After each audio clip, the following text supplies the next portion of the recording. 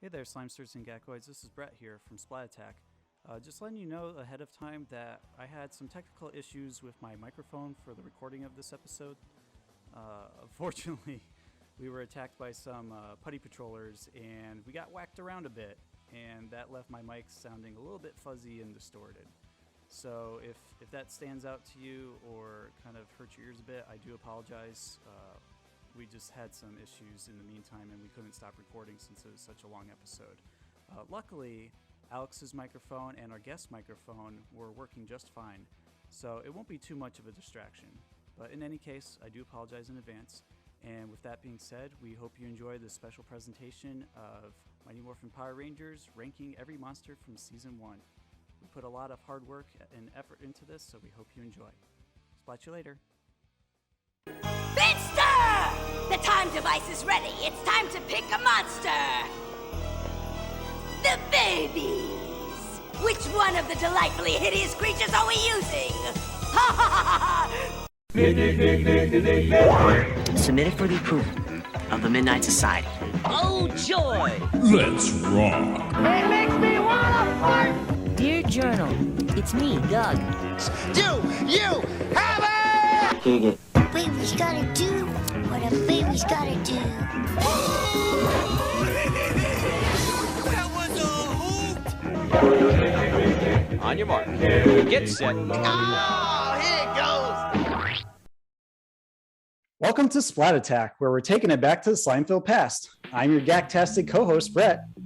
And I am your slime-tastic person, co-host thingamajig, Mighty Morphin co-host, Alex Nance. And We're Mighty Morphin Slimester Rangers. yes! I like the sound of that. Okay, so I am super excited about today because we get to talk about one of my other favorite series, and I know it's one of Brett's as well, outside of Nickelodeon. So it's definitely a break for us. Although I have to say, it's still technically, and I do like heavy air quotes for this, still within the realm of Nickelodeon, because for anyone who's a like geeky Power Ranger fan like me, you'll know that around 2011, when they got to the Power Ranger Samurai season, it got acquired by Nickelodeon, and it's still been them pretty much ever since. So it's still within the realm of Nickelodeon. You just kind of have to stretch the fine print a little bit.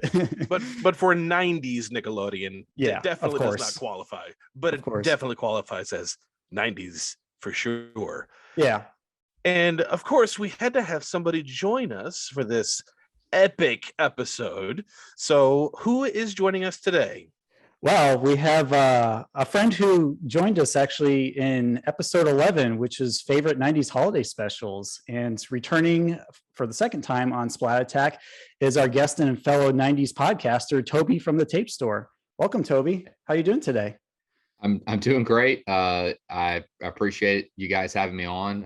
I love the Power Rangers. I actually it came out in 93, and I was actually I was 13, and not that that's old, but I don't know, like a lot of kids my age weren't like me and my cousin 13. I was 13, he was 12. And we were both like crazy about it. And a lot of kids weren't that we knew for some reason. But I just remember the first time I saw it, and I'd never seen anything like it. Absolutely fell in love with it. And when Brett got in touch with me about being a guest on the show, I was like, oh, I can't not, talk about the Power Rangers. So my brother was 16 when it came out, and I was 8. So he was very much just, this is Voltron. Why do you like this? It's just Voltron. I'm like, I don't care. It's cool. But it's live action Voltron, so it's cooler. It is. Yeah. It totally consumed our lives for, I would say about a year or so. Oh, yes. I would say definitely. I mean, I watched it a little bit after it, that they became the Zeo Rangers, but there's just nothing like the Mighty Morphin Power Rangers that's there's been a lot of iterations of the Power Rangers, but that will always, Mighty Morphin Power Rangers, that first iteration will always be like, to me, what it was, what it is, and what it always will be. So yeah, it has a special place in all of our hearts who are big 90s fans. Yeah. So I know Brett is a huge fan. So at what point did you start losing interest? And at one point did you stop watching? I hung on when Austin St. John, Jason and, Zach, Kimberly and Trini, their characters, Amy Jo Johnson, Thai Trang. And I think, Zach's character, the actor's name. I think his name's Walter Jones. Yep. Walter Jones. Yeah. The show took quite a hit when they left. But their replacements, there was Rocky and Adam and Aisha. Yep. And there was one more, right? No, was that Adam. And Adam. Yeah. Rocky, Aisha, and Adam. And yeah. So anyway, but it still kept its momentum. I thought I loved the movie in 95. Yes. I absolutely loved the movie, actually. And I was, I think around 15 when that came out. I think it was when the Zeo Rangers it went into the Zeo Rangers, and then the cast changed again. And by that point, I was like, okay, I wasn't crazy about the newest cast additions. It just seemed to be a little different. And I got to be honest with you, a big part of my Power Rangers fandom was I was always Jason when we played Power Rangers. Yeah, right. And my cousin was always Zach, and we always fought over who was Kimberly's boyfriend, even though So I think the beginning of the end was Kimberly and Trini leaving, but I held on until the Zeo Rangers, and then I was kind of like, okay, it's just not the same. Yeah, you and I are very much of the same mindset, especially with Jason. Jason is the leader of the Power Rangers. I don't care, fight me, screw it, suck it, Tommy. There he is, right behind me on my screensaver. But much like you, Mighty Morphin Power Rangers was the best. And then whenever they had that cast change after season 2, I believe is when it was, then I lost some interest, but I still stuck around until the movie. And then I had a huge resurgence of appreciation for the series. And then I slowly tapered off until Turbo. Once Turbo hit, I was done. But as for Brett... Yeah, I got you both beat by a mile. So since I barely got to talk for the first 10 minutes of this episode, I'm going to give you a little bit of background about my Power Rangers history, because I'm kind of a closet fan, like a closet diehard fan. Yes. So I got into it in first grade when it first came out with season 1. And I remember like everyone going nuts about it in my class, like to the point where they couldn't concentrate. And when it came to Halloween time, everyone, like literally everyone except like 5 people in the class of students dressed as Power Rangers. And you saw all the different colors people dressed up as based on who their favorite was. And there's at least like 5 Red Rangers in there. And I wanted to be the Green Ranger, but they didn't have any more costumes at the time available. Or I think they didn't actually have a costume made for them. I don't remember. It's one of the two. This was like in late 1993. Early 1994. And so I ended up getting the Blue Power Ranger because I thought, well, I'm a smart kid. I'm smart like Billy. And I'll have to see if I can dig up a photo of me in my Halloween costume from then. But that was a pretty fond memory because I remember getting a lot of Halloween candy that year. So, I was the only Blue Power Ranger in the entire class, and it's just a moment where I stand out. It's awesome. I didn't know for the longest time, David Yost, for one thing, he stayed on the show for so long. Yeah. And when Brooke and I watch the show now, we still watch it because we occasionally do a Power Ranger episode. We call it the Angel Grove Chronicles. But I've listened to many of them. I appreciate you doing those. Thank you. Yeah, we love it. And it's great to, you feel like you're reliving that, and in many ways watching this stuff for the first time again. But we have this new appreciation for Billy that we just didn't have when we were kids. And I had no idea that David Yost was actually doing a lot of those stunts. The guy was a gymnast. So really impressive. So I actually realized like, hey, he seemed like the most incapable, but he actually could do a lot of that stuff. He had an ace up his sleeve, because I remember like watching a lot of the Power Ranger episodes back to back for several seasons, and he went from like this very nerdy, unsure of himself kind of kid to like, whoa, he's got muscles. Whoa, he can do backflips. Whoa, he can like punch all these putties with a single blow. It's amazing. Like I mean, this could go off into a really big tangent because of how much I know about Power Rangers, but he could have been the Gold Ranger instead, but that's another discussion for another day. I just think that he had one of the best character development arcs of the original cast. Yeah, I think Jason was definitely the leader's leader, in my opinion. Like, I have to agree with Alex with that, but I really think Billy was a backbone in a lot of ways for the team. So that's just Billy should have taken over as leader after Jason left, and because Tommy was still figuring his way around. But anyway, that's a whole different thing. Yeah, I think we need to make a bonus episode just on that, because don't get us started. Don't get us started. Oh yeah, Forever Blue. Yeah, right. But getting back to my backstory with my history of Power Rangers, so I was hooked since the very beginning. I like got the Zords, I got the Power Blaster. Couldn't find the Dragon Dagger because everyone else had it before me, unfortunately. Because I wanted to play it like a flute, Yeah, I love it. Imagine playing that in band class, like, oh, you're gonna be first chair for Dragon Dagger. We need you to play the solo. No problem. And someone could just play like Aqua Lung by Jethro Tull on that thing, and it sounded amazing. So I've been with the show steadily for several years. I stuck with it even into Zeo. Turbo, I kind of started to fall off the ball because the show felt like it was fatiguing a bit with the actors, going so far as they did, and then they changed the guard to like a new cast to kind of help save it.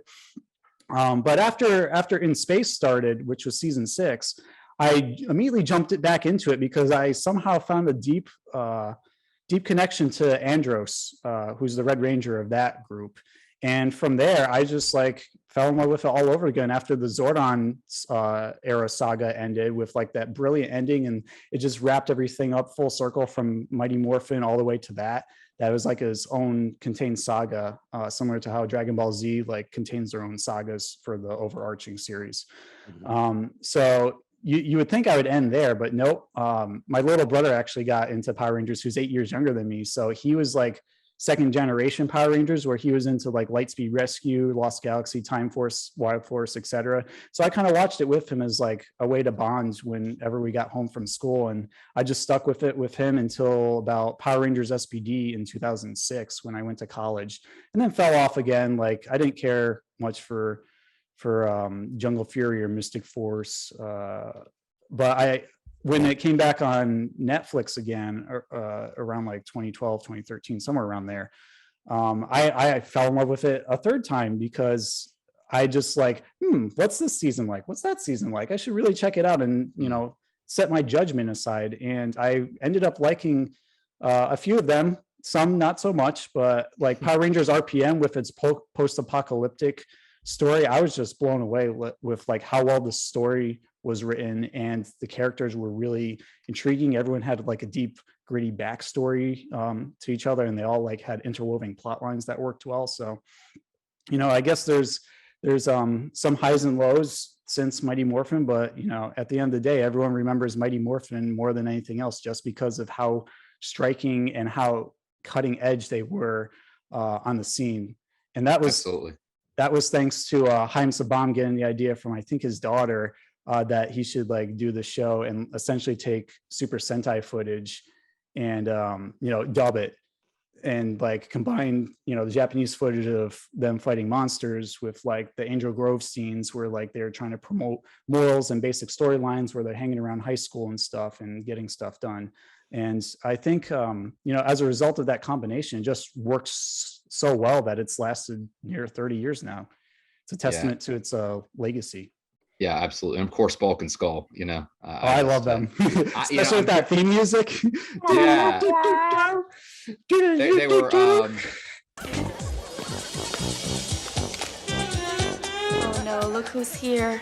Bulk. and Skull. Hi, girls. How about that double date we talked about? Yeah. What about it? Sorry, guys.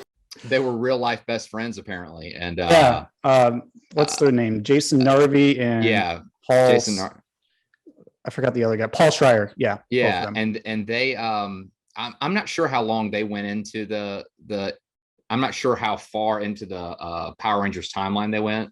They technically went to the end of In Space with the Zordon era saga ending, and then there's like a brief little epilogue with Bulk showing up in Terraventia at a bar, but that's nothing important. Oh, okay. I just you have to mention Bulk and Skull, Oh, totally. They're as integral to the stories as the Rangers themselves because they were the foils to them. Always causing comedic trouble.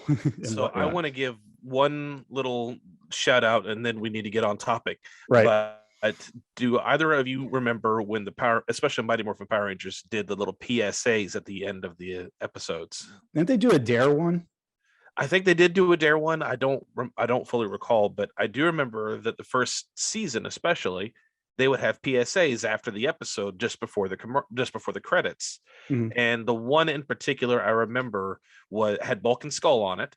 And of course, they weren't Bulk and Skull; they were themselves. And I think they were playing golf or something like that. and I forget their names, but Skull messed up, and the kid, because there was always a kid with them, was like, "Bulk, bait him up, do some, train him like the dog he is," or something dumb like that. And he was like, "No, I'm not going to do that." Like, "But you do it on the show." It's like, yeah, but I'm not that person. I play a character on the show. Wow. And like for the first time ever, it really showed me, oh, this isn't the way you are on TV. It was a character, and it really opened my eyes as well as other kids my demographic.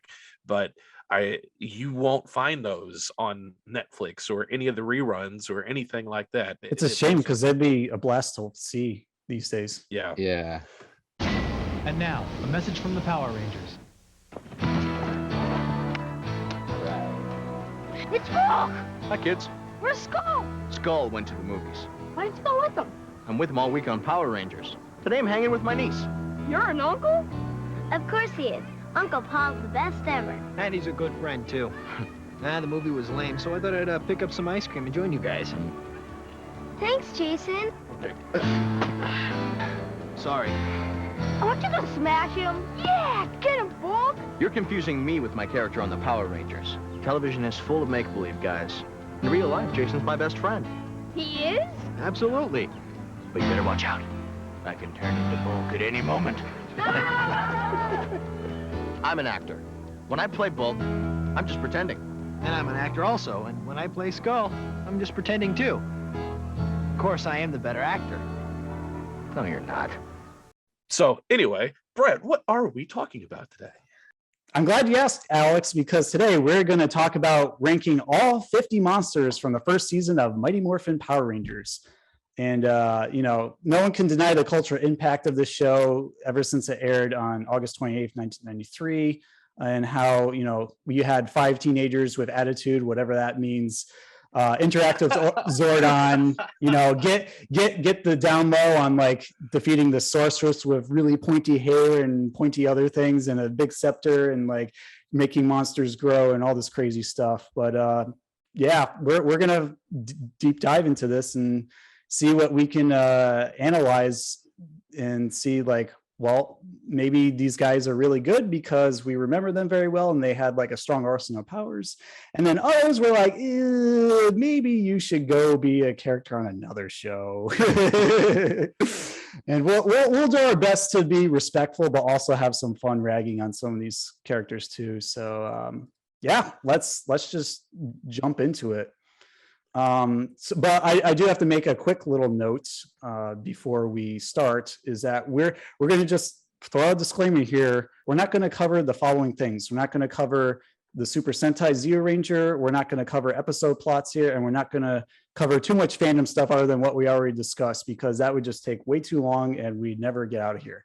We're here for ranking the monsters and the monsters only. So we're not even going to touch upon what the episodes are unless it's relevant to like them overpowering the Rangers or using their powers or being defeated in a specific way. So the criteria for ranking all these monsters, it's based on monster name, like how catchy it is and memorable it is, physical appearance, basically how cool or, you know, indicative to their name, their appearances, personality, if they even have one, special abilities, like, you know, do they fire lasers from their eyes? Do they have weapons that they use to fight the Rangers? Display of power, like how hard do they bring a fight to the Rangers, like, or if they're just barely like swatting them. You know, method of defeat, do they defeat them with like, you know, the Power Blaster? Do they defeat them with their Megazord? Do they have to bring out the Ultra Zord to do they have to bring out the Ultra Zord to blow them into oblivion?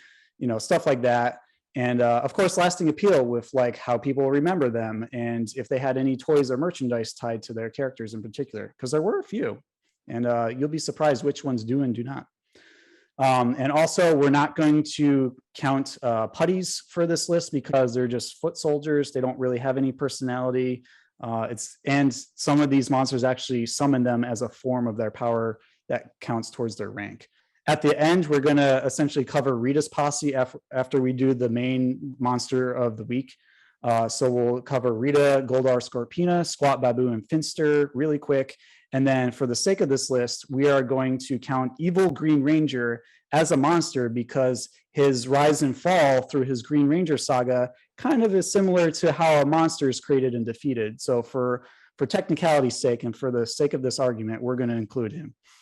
But we will not include the Mighty Morphin mutants that Commander Crayfish commands or Twin Man's doppelgangers, because those are just putties and costumes. So it's pretty much just the same as having foot soldiers. All right, on to Mighty Morphin Power Rangers ranking Season 1 monsters.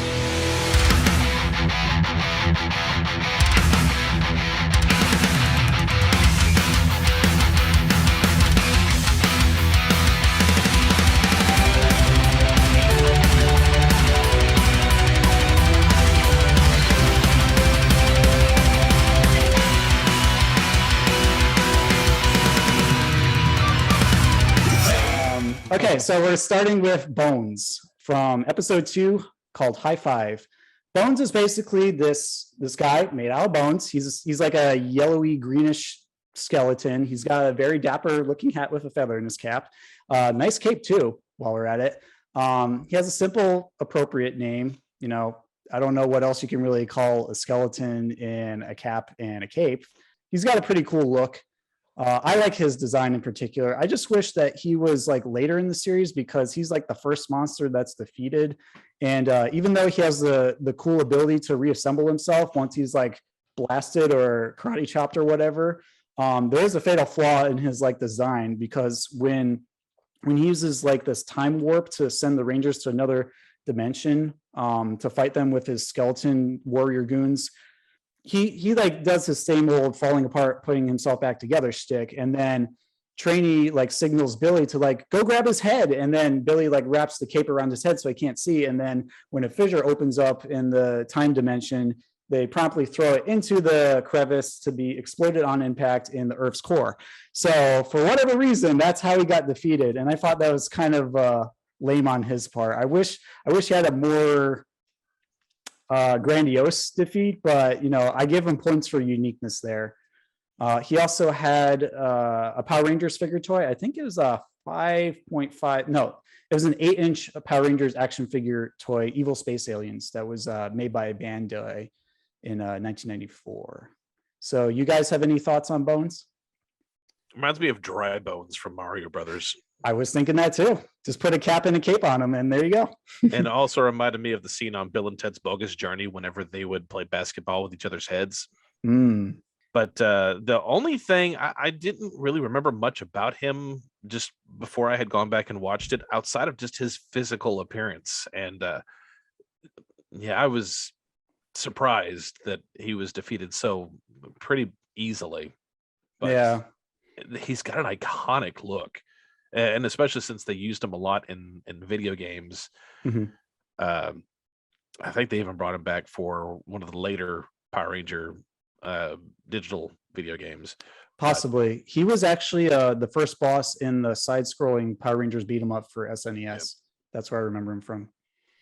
Yeah, I just remember Billy ripping his head off and throwing it to Trini, and you know the way it's filmed. They make the noises and he catches it, and it's like he's throwing her a basketball. And right, yeah, I kind of wish they had the Harlem Globetrotters theme song playing in the background while they did that, because it seemed very appropriate.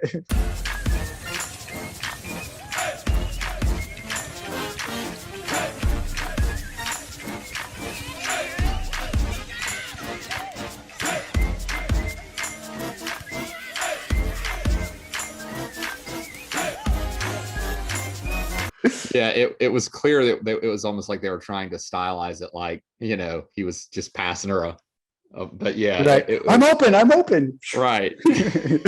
So she takes it and covers it with his cloak, and so I just remember that pretty much. Other than that, I'm kind of like with Alex. Like I didn't remember. He's just a skeleton with a hat on. I think there have been much better villains as the show progressed. Not that he was a bad villain, but I think there have been, much more better ones. He was definitely, but I just remember Billy throwing Trini the head. Yep. Yeah, he didn't seem to do much. I do remember like hitting the Rangers when they're in an amusement park, causing sparks to fly out of their chest with like his spinning head at first. But other than that, just basic melee attacks. I mean, he had this weird little tiny lightsaber thing. So where would you guys rank him on a scale of triple S to F? I would put him at a C. Okay. And the only reason I would put it that high is just because of how iconic he looks. But he hasn't really posed much of a threat, and he's not that. What he has done is not as memorable. Right. Even the ones who are bad, you remember them. But you rank them lower just because they're so bad. So I'd say forgettable would be right in the C range. Yeah, that's fair. Same here. I would give him a C.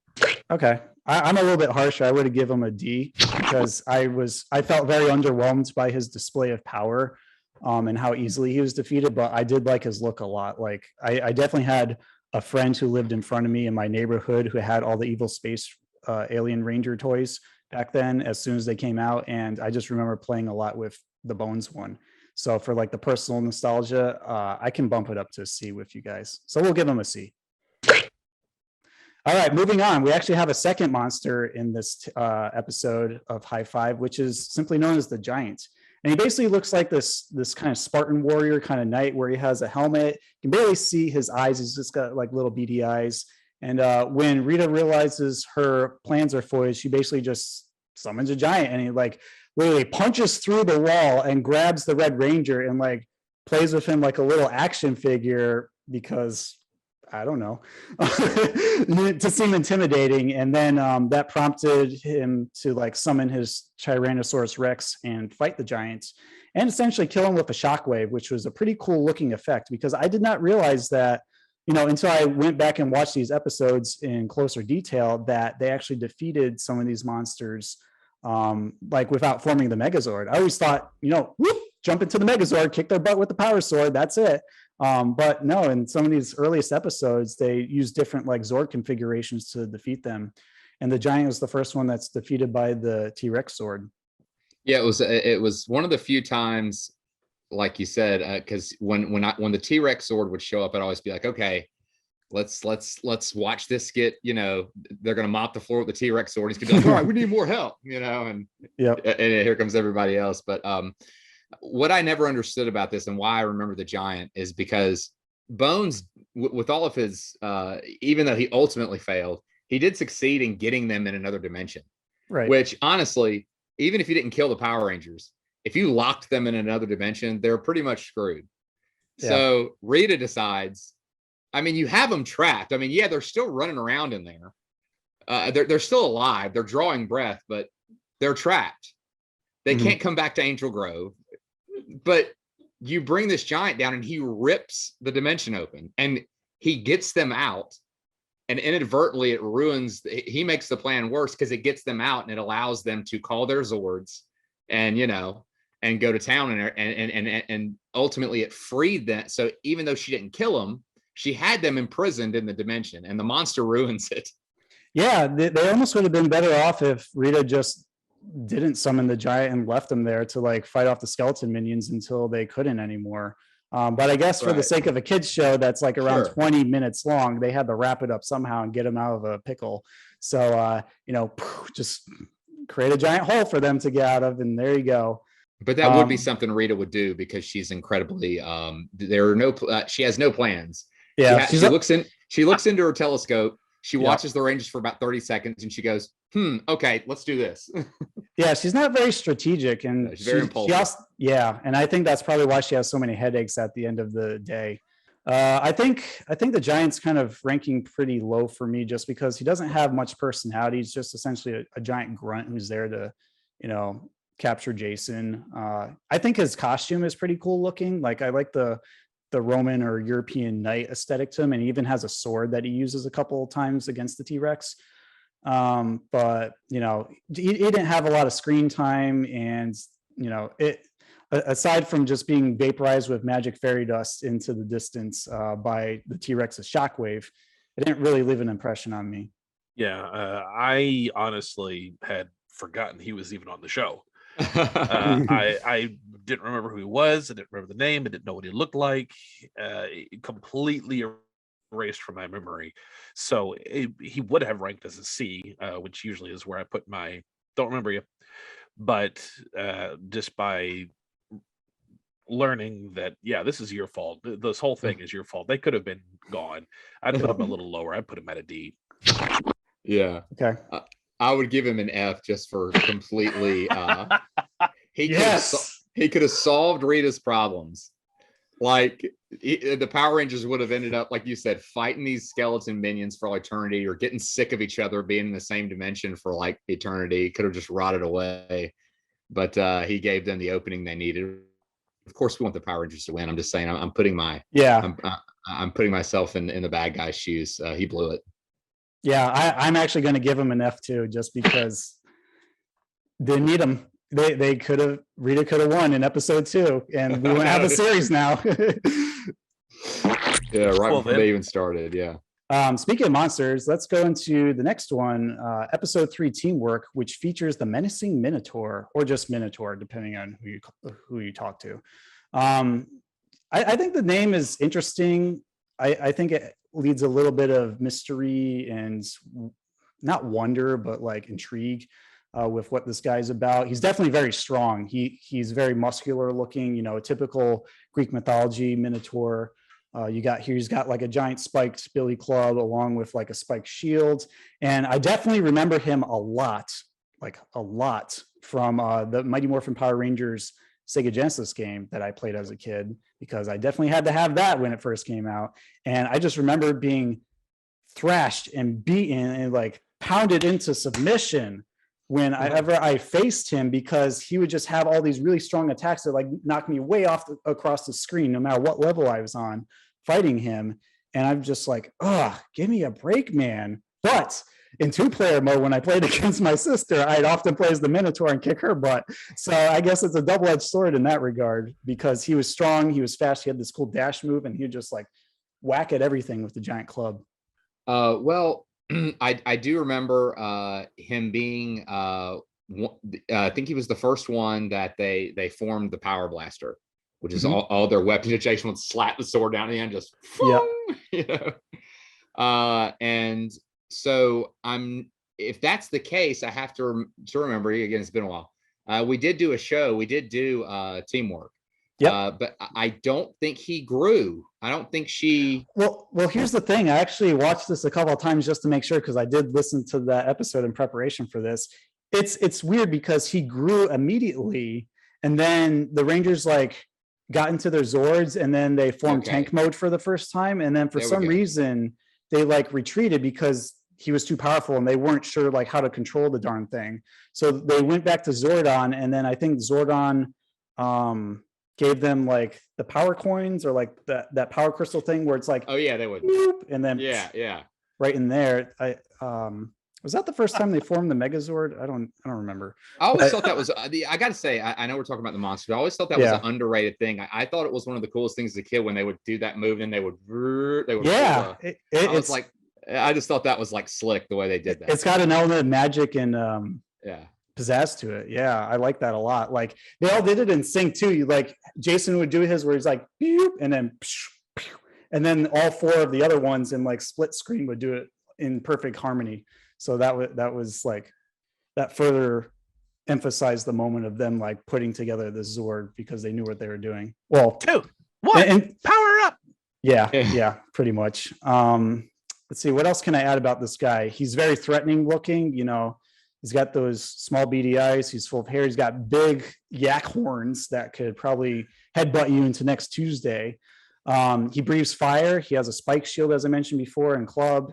He also fires lasers from his horns, which is pretty cool. Rainbow lasers. Who doesn't love that? and Zordon makes a point at some point in the midst of their confrontation with him. Zordon's like, hey, he's too much for you guys. So he was pretty formidable compared to many of the other monsters. Yeah.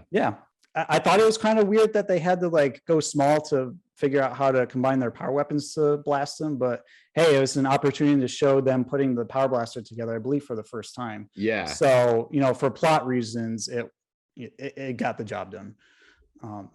Alex, do you have anything else to add? The only thing I have to add is that this Minotaur looked more terrifying than the Minotaur that was on the movie Your Highness. Oh, that's really all I've got to add. I never saw that. You guys have covered the whole base there. Cool. Well, what should we give him a ranking? Because I'm thinking I want to put him in the C range. Like he's got a decent power ability. He's got decent moves. He didn't last too long. He didn't have much personality. I did remember him from the Sega Genesis game, which helps. But other than that, it doesn't really do much for me. Yeah, if it wasn't for the game, I wouldn't remember who he is. I'd say C. Yeah. Also. I'm being a little generous. I was going to give him a B because I thought he was satisfactory simply because Zordon took, for the sake of the story, you know, thinking in the sense of the story, Zordon made a point to say, hey, you guys, he's too much for you in this sense. So we've got to regroup. We got to figure something out. And so I'll give him a B. I'll say, hey, it was satisfactory. He worried Zordon, you know, and even though Zordon was this floating head, that was always like, whoa. Like Zordon seemed like just this floating head, but the fact of the matter is this guy was he was really powerful in his heyday. He was an incredible warrior. So I mean he was, you know, but that was about 10,000 years ago when he sealed Rita into the dumpster, so he might be a little senile now. Who knows? So he was no joke. So for him to recognize that, I guess the Minotaur was a problem, I guess at least gives him a little bit above average. Yeah, that's fair. I mean, aside from my comment I just made, I think that he's a decent, competent mentor to the Rangers. Like he doesn't always have the perfect answers, and maybe he can articulate some of them a little bit better. But aside from that, he's a wise caregiver that we all looked up to when we watched Power Rangers together growing up. He was the sage on the stage. Oh, I like the sound of that. Oh, I forgot to mention before we leave him in the dust, he had a 5.5-inch evil space alien figure made in 1994 with great detailing, but he was slightly off colored. He had more of like a rust orange and brown look, which I thought was interesting. Anyways, moving on, we have King Sphinx from episode 4, Oppressing Engagement. Pretty straightforward name. I think it's kind of quick, snappy, catchy. Love it. I think he's a badass. I'm just gonna say that straight out. I love him. He's strong. He's cool. He's threatening looking. I like how he's got that whole Sphinx motif going on with like the headdress and the King Tut beard. He's got wings that like flat, powerful gusts that push the Rangers back. He's got this cool cane and staff that he occasionally uses as hand weapons. He fires like fire beams, fire lasers out of his eyes when he's fighting Jason. And the whole purpose of him fighting Jason is like, Rita wants to get Jason alone, because if they defeat the leader, then how else are the rest of the Rangers going to function in battle? So that's kind of their idea with using him. Although I thought it's kind of strange that once they went giant, that Goldar just joined him, which is fine because Goldar is great in his own right. But Yes. I really wanted the Sphinx just to like have his own space to do his own thing without Goldar, like he's getting in the way, stealing the spotlight. That's it. I think that he was definitely memorable enough to in '93 when Bandai came out with a line of miniature figurines. There's a King Sphinx one. Oh, cool. Yeah, and I have that. Brooke found a bunch of them still in the package at a Goodwill. I don't know who in their wrong mind got rid of those, but I have them. I got the King Sphinx, and he's iconic looking. And I do when I think of Power Rangers villains, he's one of the ones that comes to mind. Definitely. And there was a board game in the 90s also, and he was featured as the main villain for the board game. Oh, really? It's a cover art, main guy. I mean, you had a whole swarm of Putty Patrol, and then you had the King Sphinx. So much like you, Toby, he's one of the most iconic ones. And it's not like Bones, where I don't remember anything he did. I remembered what Sphinx did. I remember the power-ups. I remember trying to get Jason alone. Yeah. Dude is memorable. Top tier villain. Yeah. And for him to, Goldar shows up, and then after a lengthy battle, he falls to the power sword, which happens to all monsters in the very often, if not most of the time. Most of the time, is but most is we need the power sword. And I think I have to agree with Brett when I think they could have done more with this one, because he stayed in the minds of fans for throughout the ages. Definitely. Yeah, I couldn't have said it better myself. Very striking look, simple color palette. He's got the vibrant yellow with like the bluish gray for his skin tone. Very big, muscular, very imposing looking. Like if you saw this guy in my room right now, I'd run right through the window because I knew he meant business. I do want to note that he actually had an 8-inch Evil Space Alien figure in 1993 as well. So he's like one of the larger ones, which is pretty neat, along with Bones. And he was recently later remade for 2020, the Lightning collection of Hasbro, along with a few others that I'll mention later. So it's quite a privilege to be remade 3 decades later because, new kids can get into Mighty Morphin Power Rangers, and that's what they think of when they see monsters. The only thing going back as an adult and watching it again was I was thinking his wings look like ears. Yeah, because the shape, it's like this. Imagine flapping ears, giant ears on your back. Like, sorry, I can't hear you. Can you speak up a little bit? Come closer, or maybe I'll just blow you away with my ultrasonic something. Question marks. I never understood why he shot question marks. Like, what is he? I think that cane is like a projection of the shape of his cane that he had. That's my best guess. Oh, very good. Okay. Yeah. Otherwise, he's like, oh no, I don't. Like he's asking the Rangers trivia on the spot. Oh, Sphinx's riddle. It could be a barrage of Sphinx's riddles, and the Rangers can't get it, and they're so mind blown that their head hurts that it leaves the King Sphinx an opening to whip their butts. That's my guess. He's the Alex Trebek of Rita's Monsters. Yeah, that's got to be. It's interesting when you talk about this stuff, and then you realize, oh, that was what it was, because when you're a kid, you're like, oh, okay, shooting question marks. I guess that's what he's going to do. He just decided. Yeah, so let's give our ranking for him before we move on. I'm just going to give him a triple S. I don't even care. He's amazing. I love him. Me too. Yeah. Agreed. Cool. He's excellent. Anytime they make action figures, they always throw him in. So I mean, he's great. Awesome. All right, moving on. Episode 5, Different Drum. We have the Gnarly Gnome.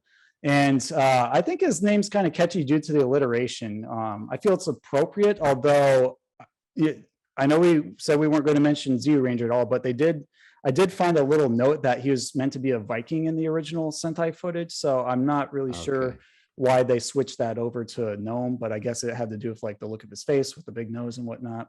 I don't know. Finster was reluctant to make Rita a music monster, so I guess this is the result of forced labor. Like Finster's got a sweatshop full of clay monsters that he has to slave away for like 5 cents on the dollar just to make Rita happy. and he goes through literally thousands until one of them works. This was the one where he used music against the an Rangers, accordion, right? and the girl who couldn't hear was the one who broke them. Was that how that went? Yeah. There were so many episodes, not just Power Rangers, but just kids shows in general, where they would have either children or adults that were hypnotized through music. I remember Teenage Mutant Ninja Turtles did that, except it was rock music. And I think even the Super Mario Brothers Super Show did that. So by the time Power Rangers came out and did that with Gnarly Gnome, by this point I was doing an eye roll, like, oh, this again. But the other shows didn't use a girl who couldn't hear, and it wasn't one of the main Rangers, which is why I liked this episode, much like Are You Afraid of the Dark did, where they would take weaknesses of individuals and make that their strength. I think this is the first time that Power Rangers really did that, and they used a really unique villain to do so. So I appreciate this villain for shining light on something that most kids wouldn't really pay much attention to. Yeah, me and Brooke commented on that. It was actually the most recent Power Rangers episode we did. I think it was a couple episodes ago. It might have been our last episode, or maybe a couple ago. But we did this episode, and we said we commented on just that, which was just how they highlighted the strengths of her the girl's hearing loss. And as far as the Gnarly Gnome on his own, if it wasn't connected to that, I wouldn't think he was so impressionable. I think it was that whole arc with the deaf girl that made it so impressionable. Other than that, he just seemed to kind of play the accordion. Brooke, and I see, I'm looking at the notes and stuff, just these profiles that we've got before us. And Brooke absolutely said, "Is that a rake?" And I was like, "Yes." And she's like, "Why?" He's a garden gnome. He like rakes your garden when he's not fighting monsters. And then at one point, he got into it with the Megazord. And if you remember, the Megazord was holding it at one point. Brooke's like, "Now the Megazord has the rake." I said, "I don't know. Maybe it just pulled it from him." Like, he probably got sick of using the Power Zord. Yeah. So I like him in the greater narrative of that story. By himself, I'm kind of like, okay. Yeah. It's a fair assessment. I didn't care for too much for this guy. I didn't like his personality too much. He seemed kind of aloof and bumbling. The only thing I really remember from him are like the weirdest attributes, like aside from the story. I think the story is great. I love the whole magic dance and leading them to the cave and everything. But, if we're just looking at the monster with him removed from the story, he doesn't really have too much going for him. I mean, he had that feast in the cave and Babu and Squat were like serving him or something. And then I remember him going to Angel Grove and occasionally turning invisible and then like walking around in just his boots.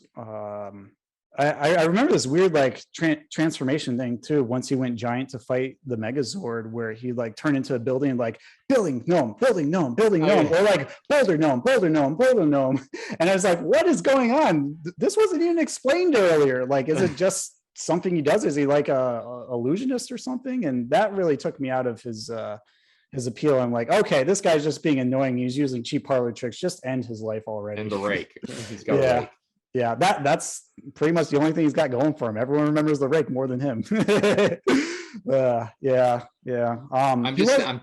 just thinking about the Megazord, and I just don't. I guess if I'm this big monster, I'm like, I don't think it's a Megazord. It's the Megazord. I don't know if the rake is going to do anything to it. But I think he fired a beam of energy out of his horns too, for variety's sake, similar to the Minotaur. I think they just threw that in to like make him more diverse, but. Other than him being the second boss in the 94 SNES Power Ranger game, I give him like a C. I agree. Much like Toby had said, if it wasn't for the overall arc of the character, it would have been another Bones. I would have just remembered him. Yeah, his appearance. I would give him a C. pretty average. Yeah. Yeah, kind of forgettable. Good. Well, the next one's probably not as popular as King Sphinx, but he's definitely up there. Certainly memorable with Pudgy Pig from episode 6, Food Fight. And, as I've mentioned in the notes, actually, he's super iconic. He's got toys of him. You did an episode on him, Toby, and we had a brief little connection there.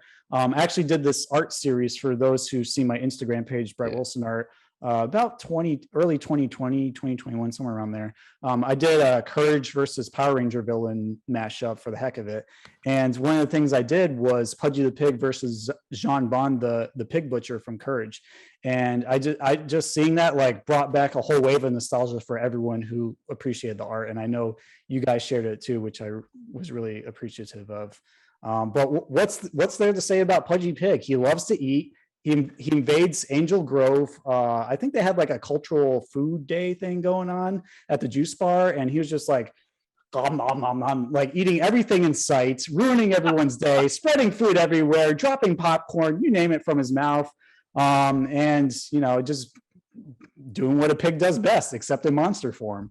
And you guys have anything noteworthy to add about Pudgy Pig? I know that they did a story about Pudgy Pig. I had to do one of those AR things for school. You read this and you do a little report on it, and I don't want to. I hate reading. I want to go play my games. Oh, there's a story on Power Rangers. Okay, I'll read. And I was expecting it to be its own story. No, it was a preteen novelized version of this episode. And is also the only Power Rangers monster I drew a picture of and gave to my dad, and he put on in his garage, and it's probably still there to this day. Cool. That is one of the most iconic villains for me. I remembered what he did. I remembered. I think this is the one that was the VHS, the Billy VHS. Yep. So I remember a lot about this one, for both the character, personality, powers. Yeah, he's really well-rounded, kind of wacky and silly, and he also is one of the few monsters of season 1 that actually gets a second episode tied to him. Obviously he shows up here and makes an impression, but he comes back around episode 46. I forgot the name of it, but like it involves Pudgy Pig actually like serenading a real-life pig on a farm, which I thought was odd, but also kind of funny. So it's always nice to see villains that you appreciate at least more than one time in a series that constantly rapid fires through monsters of the week. I thought he was he had a very, very interesting design. He was essentially a head with legs and these two arms that like it was coming out of its mouth, the sides of its mouth. And we did do this episode. We did this an episode of this on the tape store. Me and Brooke had trouble, honestly, just getting past how easily the cultural food festival devolved into chaos. The image I remember, I'd always try to like go back to what's the one thing I remember when I think about him, and I just remember him crashing. This sweet family is having a picnic. And he just completely didn't he like take a popcorn bowl or something and like roll around on the table and he's like, yum, yum, yum, yum, yum. This like mother and daughter are like having a very like lovely day, and he just like runs them off and like belly flops on their picnic.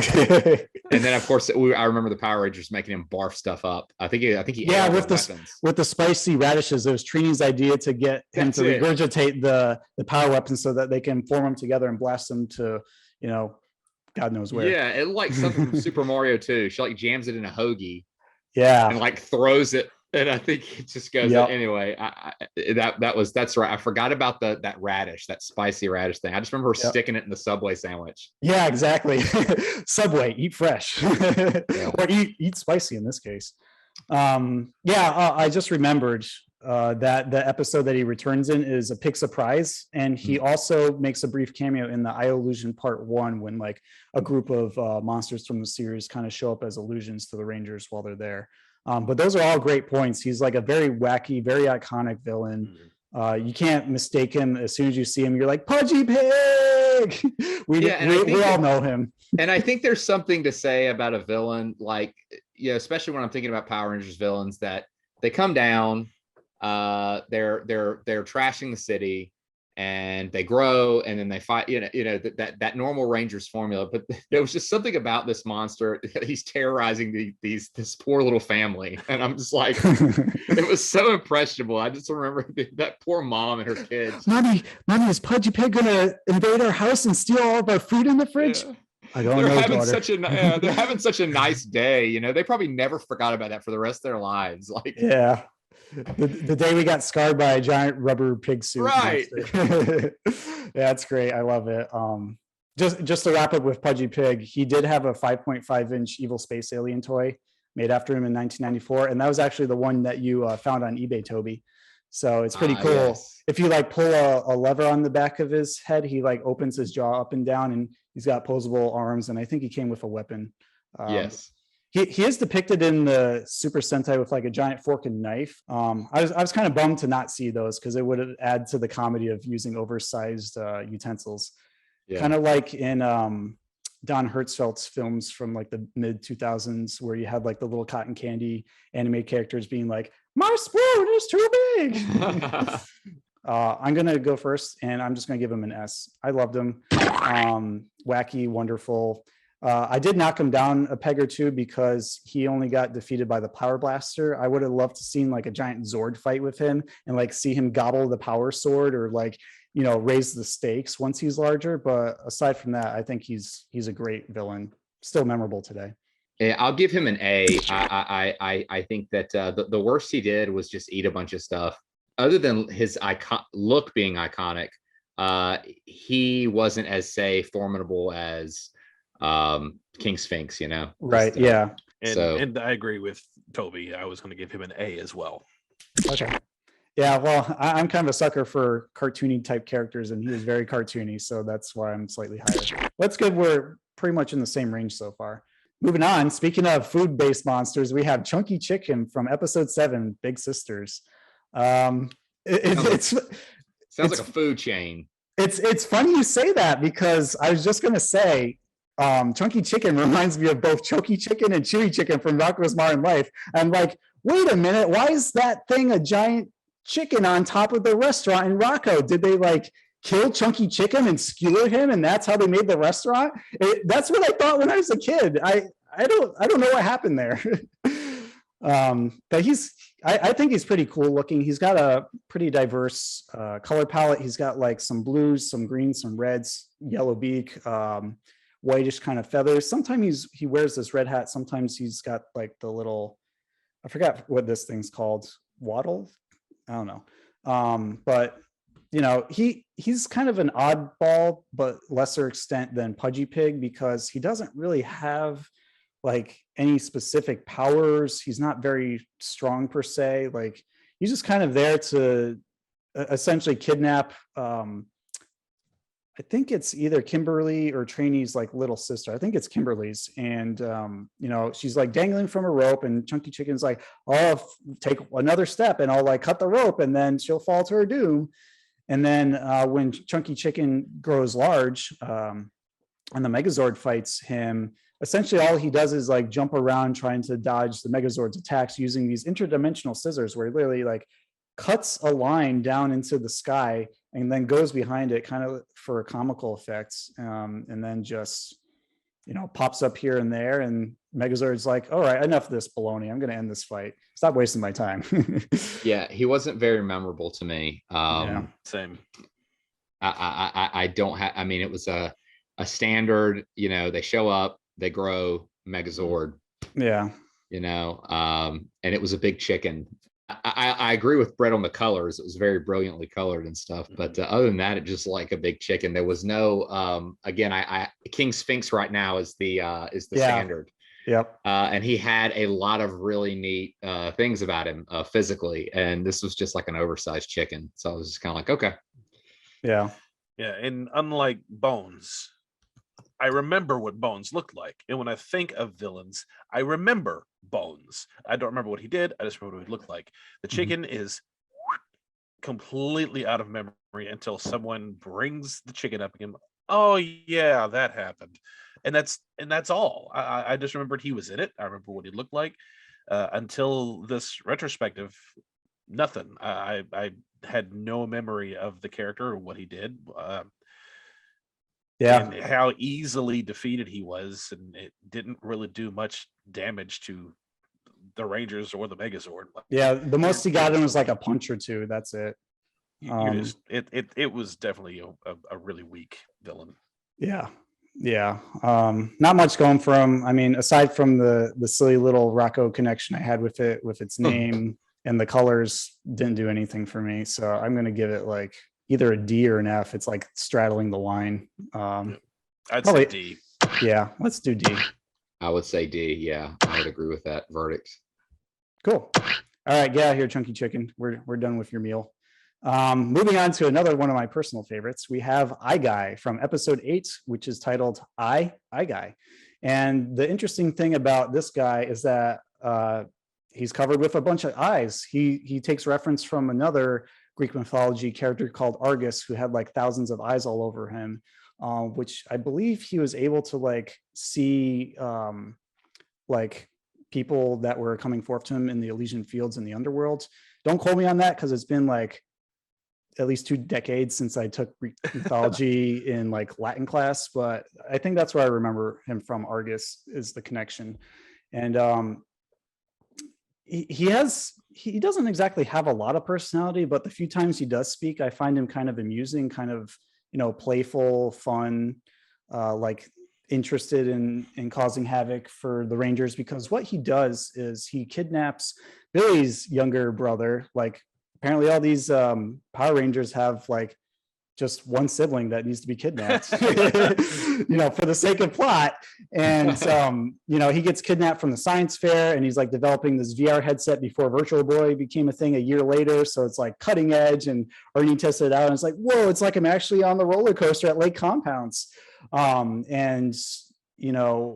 He brings him to another dimension. I guess this is one of the monsters who has that kind of capability where like, he's kidnapped a kid, trapped them in our dimension. Rangers have to go rescue him. He's stuck in this weird, like American Gladiators gyroscope kind of thing, which I laughed out loud at when I saw. I would say in terms of like weaponry and abilities and stuff like that, he mostly shoots like projectiles from his eyes, like eye lasers. He's got this weird thing with like 2 eyes in his chest, like kind of pop out suggestively and like turn into like chain chomp mouths. I don't even know how to describe it. You just have to watch it. It's very bizarre. And that's all the Japanese footage's fault. That's not American culture's fault. Like Bones, he was blasted by the power blaster and then like disintegrated into a bunch of eyeballs. And then because he has this like one giant creepy looking eye stalk that like I guess serves as its core, they all just like come back together into the monster again, which I think it helps with his resiliency of being a formidable foe for the Rangers. It scared me in 2 different ways as a kid. The design of the character is extremely iconic as well. He's one of the ones that it's iconic because when I think of villains, he's one I think of immediately. But also, not only did the design scare me as a kid, but the idea of it scared me, because I was thinking, if I was made completely of eyes, my fingers are eyes, my arms are eyes, how could I punch and it not hurt myself? Also, how can he go to the bathroom? Yeah. Just saying. You can pink eye. Where? So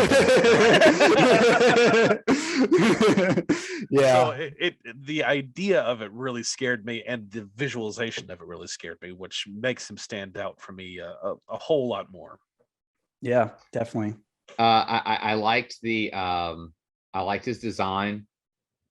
I liked the power that breaks apart and can come back together. That's like a whole new layer of being formidable, as a villain.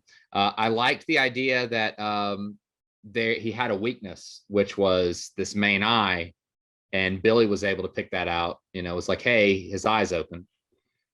and so they weren't able to do anything about him until that eye was open. So I just, is that pretty simple, simplistic? Yeah, it's the Power Rangers. It's supposed to be campy and simplistic. It's the beauty of it.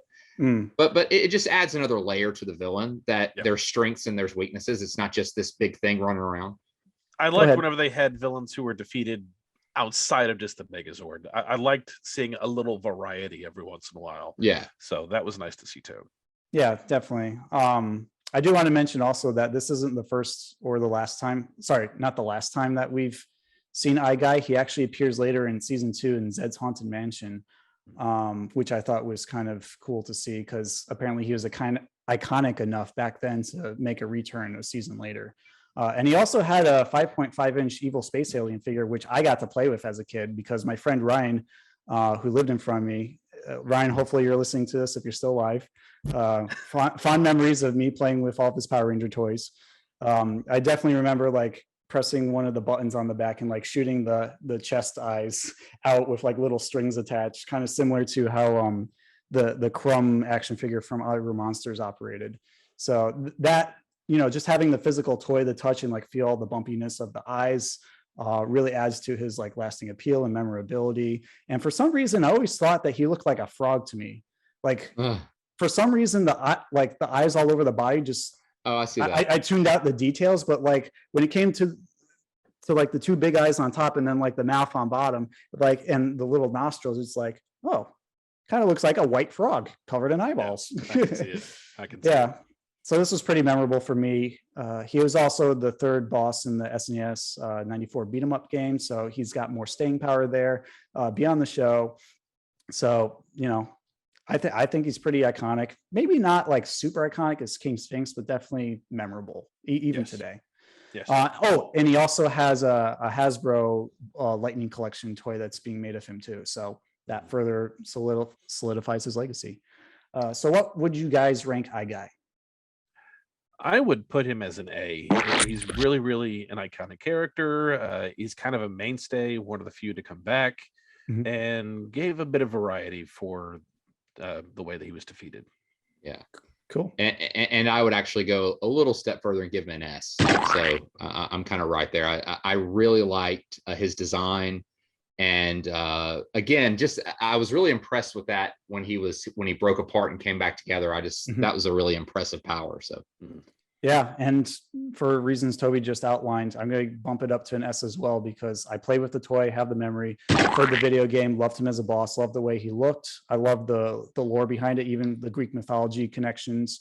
So he stands out to me. Maybe not as much as King Sphinx, but if you see Eye Guy, you'll know what we're talking about. It's Mighty Morphin Power Rangers. So yeah.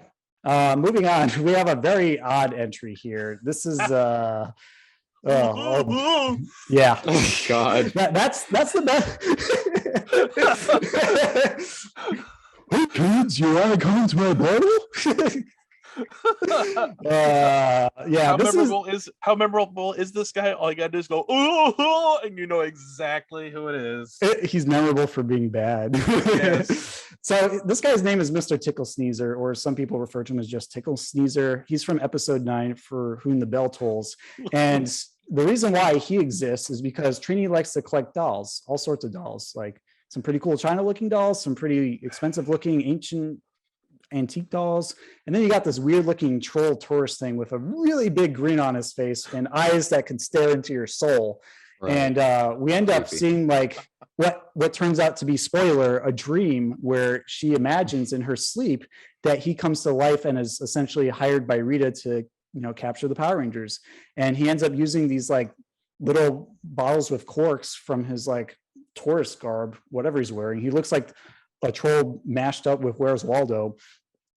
He essentially uses these different sized bottles to capture different things and just collect them. That's his power. That's all he does.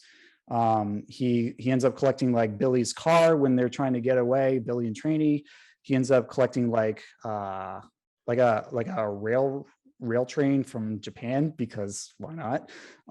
And he even trapped like the buildings and a Megazord too. But I think I forgot how he gets out of the glass bottle. I think it just, he's like, I don't want to be in the bottle anymore. And the Megazord pops out, punches him, a couple times and destroys him. So I don't know what I really want to say about this guy. I mean, put it this way, Toby, you love finding Power Rangers stuff at Goodwill and other thrifting shops. I think this is one monster that's better left in the bargain bin, very deep in the bottom. If I'm not mistaken, Trini dreamed the whole thing. Yeah, it was all a dream. Yeah, I don't know. It's so different from anything else. It's almost like, does he qualify as a villain or not? Yeah. He's not actually evil. He's just kind of bumbling and like, oh, what am I doing? Let's open these bottles and put things in them. And this lady with pointy hair's yelling at me. Oh, like he is an antagonist. Yeah, he's a the lightest antagonist, but he's not a villain. Yeah, that's fair. It makes you wonder what the writers were doing or that day when they were writing that story. Yeah, I'd like to know. It's like taking that goofy, inept, dumb ventriloquist dummy and combining it with Brainiac, and you have Ticklesneezer. Pretty much. Yeah. And I hated him as a kid. Just because he felt like a freaking cheat. It's like we waited a week for that. For a day or whatever. I got through a day of school to get home in the afternoon. What a waste of rushing home from the bus to catch Power Rangers. Right. I think even the showrunners or the prop department agreed with you guys, because they later disassembled this monster suit and repurposed him as one of the blue-skinned elves in the Power Rangers special White Ranger Christmas. If you look closely, he's wearing a Santa hat, and he's just got blue skin. I think he has a body from a different monster too that's attached to him. So I thought that was an interesting fun fact, because I know there's another monster in season 2 that we'll probably get to way later in this podcast that was essentially like a baboon that was converted into a Yeti. Yeah. So let's not belabor this anymore. I'm giving it an F. Yeah, F. All right. Sayonara, Ticklesneezer. And moving on to Knasty Knight with episode 10. Happy birthday, Zach. I like his name. It's kind of playful yet serious. I like the Mortal Kombat K alliteration going on there. I like his look a lot too. He's very imposing, very threatening, all black and gold. He's like a knight in the European sense with the coat of arms on his shield. He's also got a sword that was forged through Rita's spell that actually summoned him. So he wasn't your run of the mill Finster's Pottery Barn kind of monster. He was actually dark magic manifesting kind of monster, which adds an extra edge to his personal mythology. When he fought Zach alone, when he was in that quarry where monsters often fight with them, he put up a really good fight. He had a lot of speed. He had that warrior's mindset where he constantly knew what he was doing and looking for openings to hit him.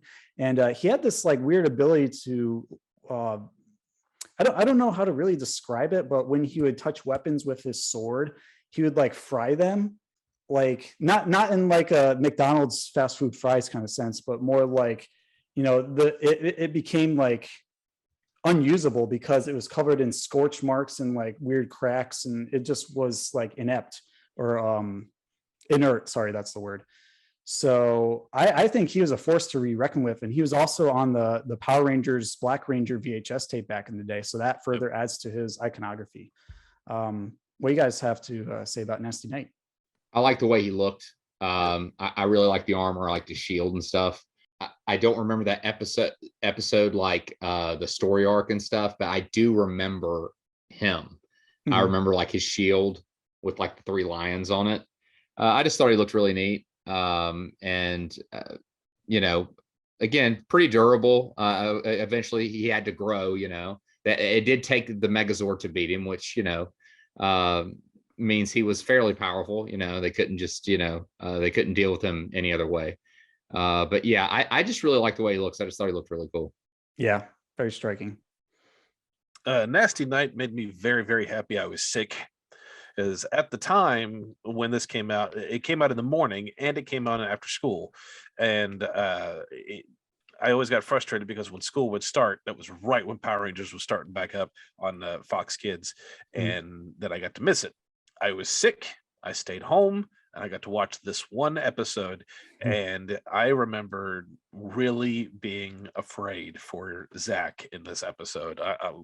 Just the build-up alone for this character really made him stand out. Yeah, and I really love whenever we get to see Rangers do a one-on-one battle and really have to survive. It feels like survival. It doesn't feel like, oh, I can do one hand behind my back and no, it really felt like, Zach's in trouble, and I love this character. Yeah, he's like a night and day with Ticklesneezer, because he's out for blood. He doesn't mess around, because he was summoned from dark magic, not from Trainee's doll.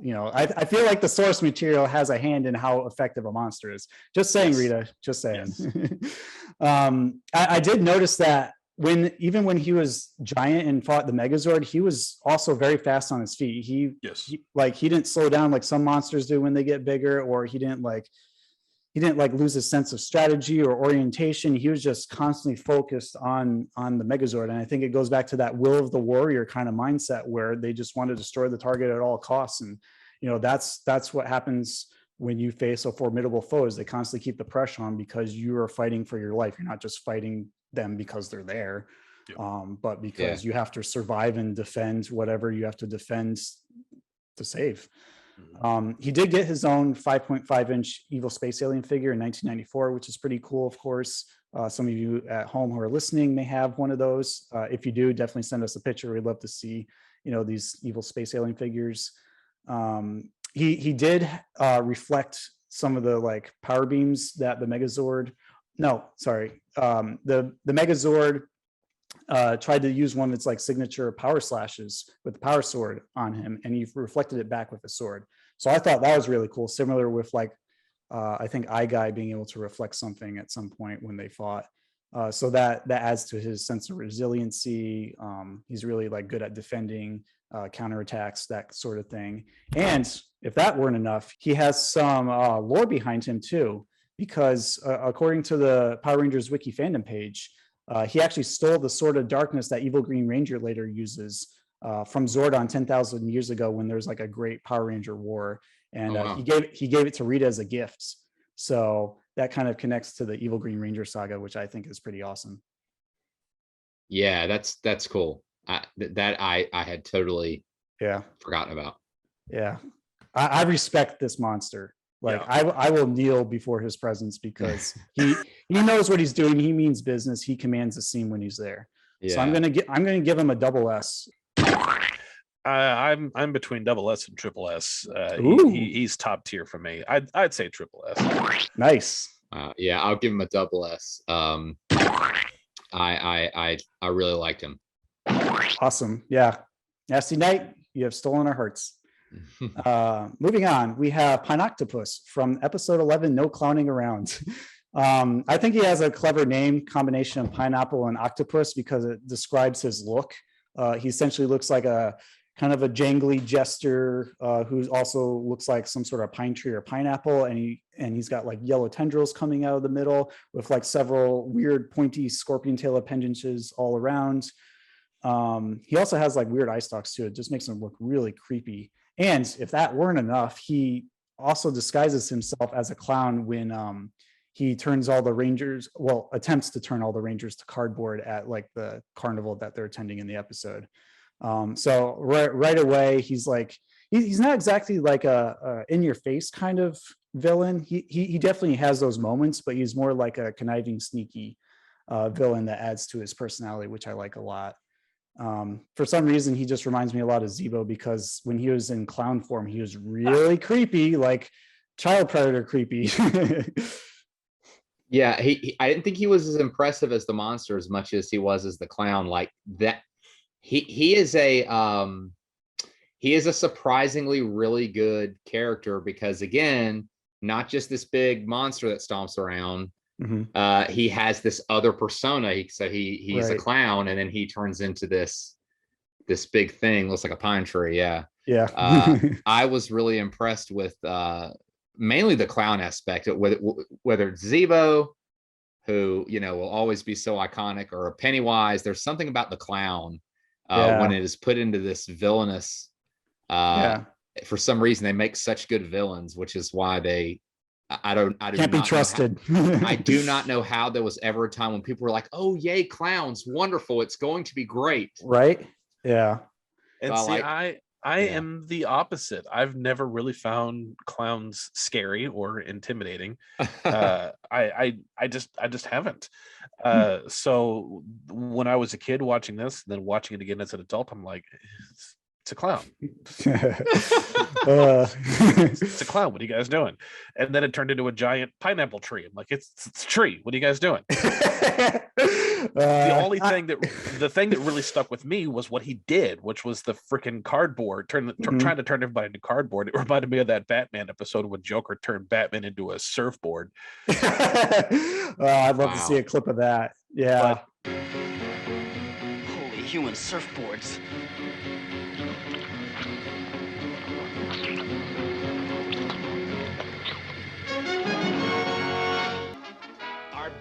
Robin being processed into human surfboards.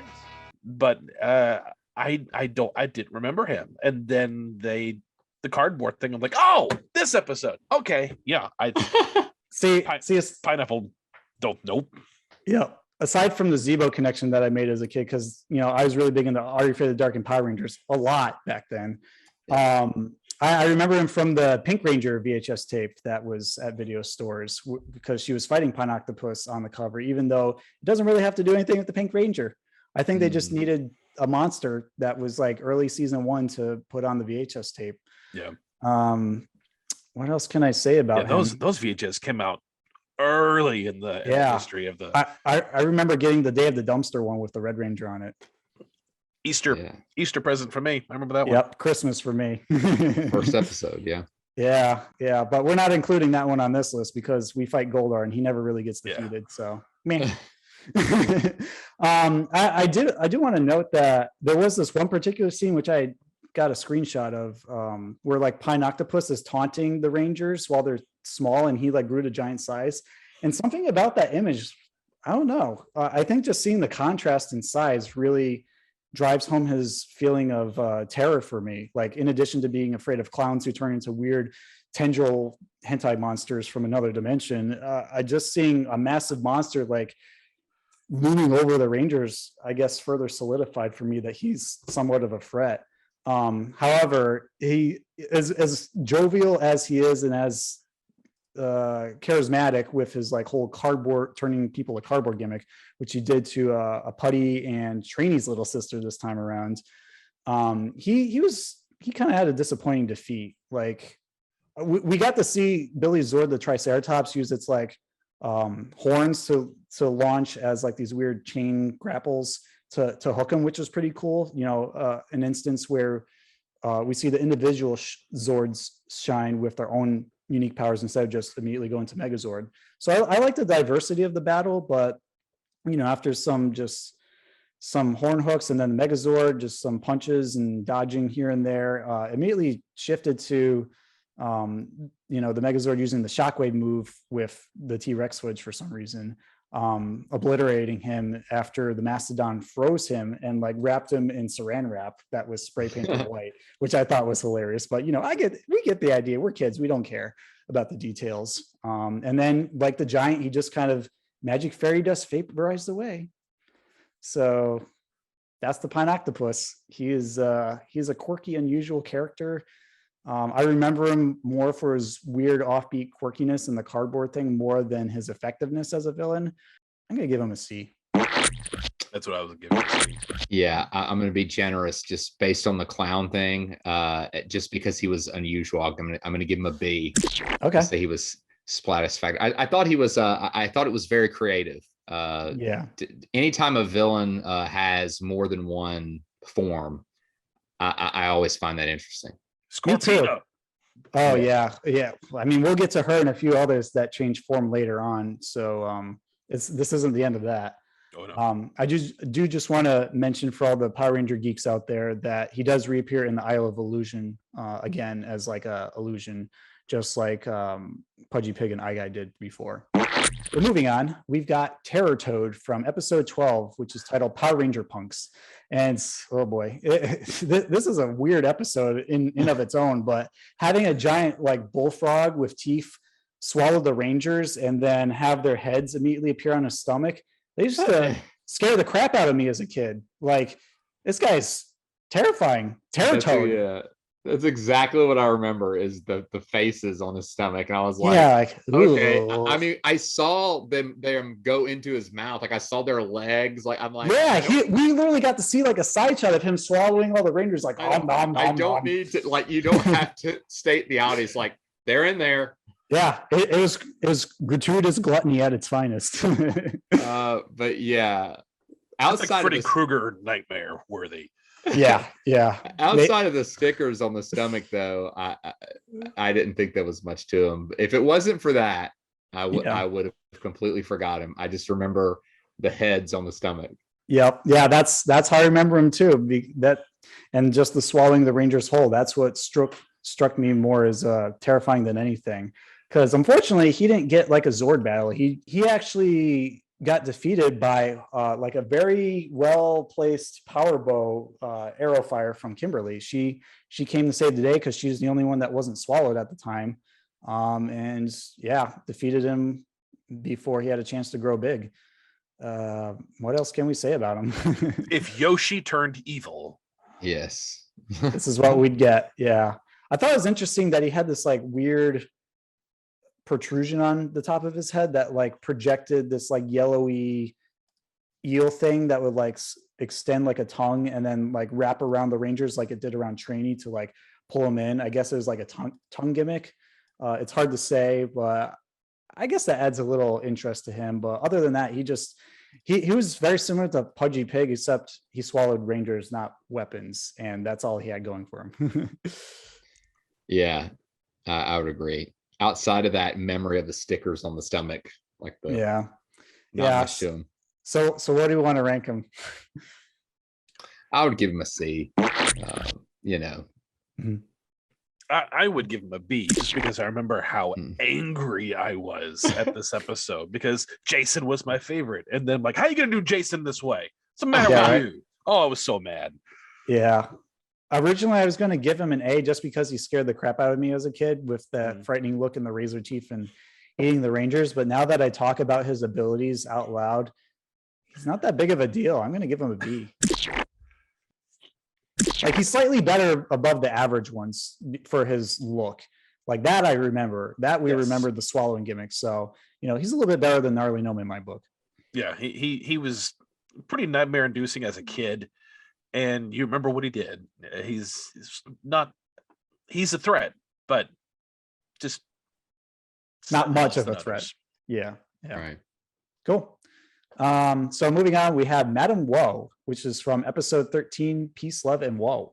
I remember her very distinctly, not only for her name, because it's very fitting and catchy, and not only because she was summoned as like a monster from somewhere in the galaxy to attack the Rangers instead of being created artificially.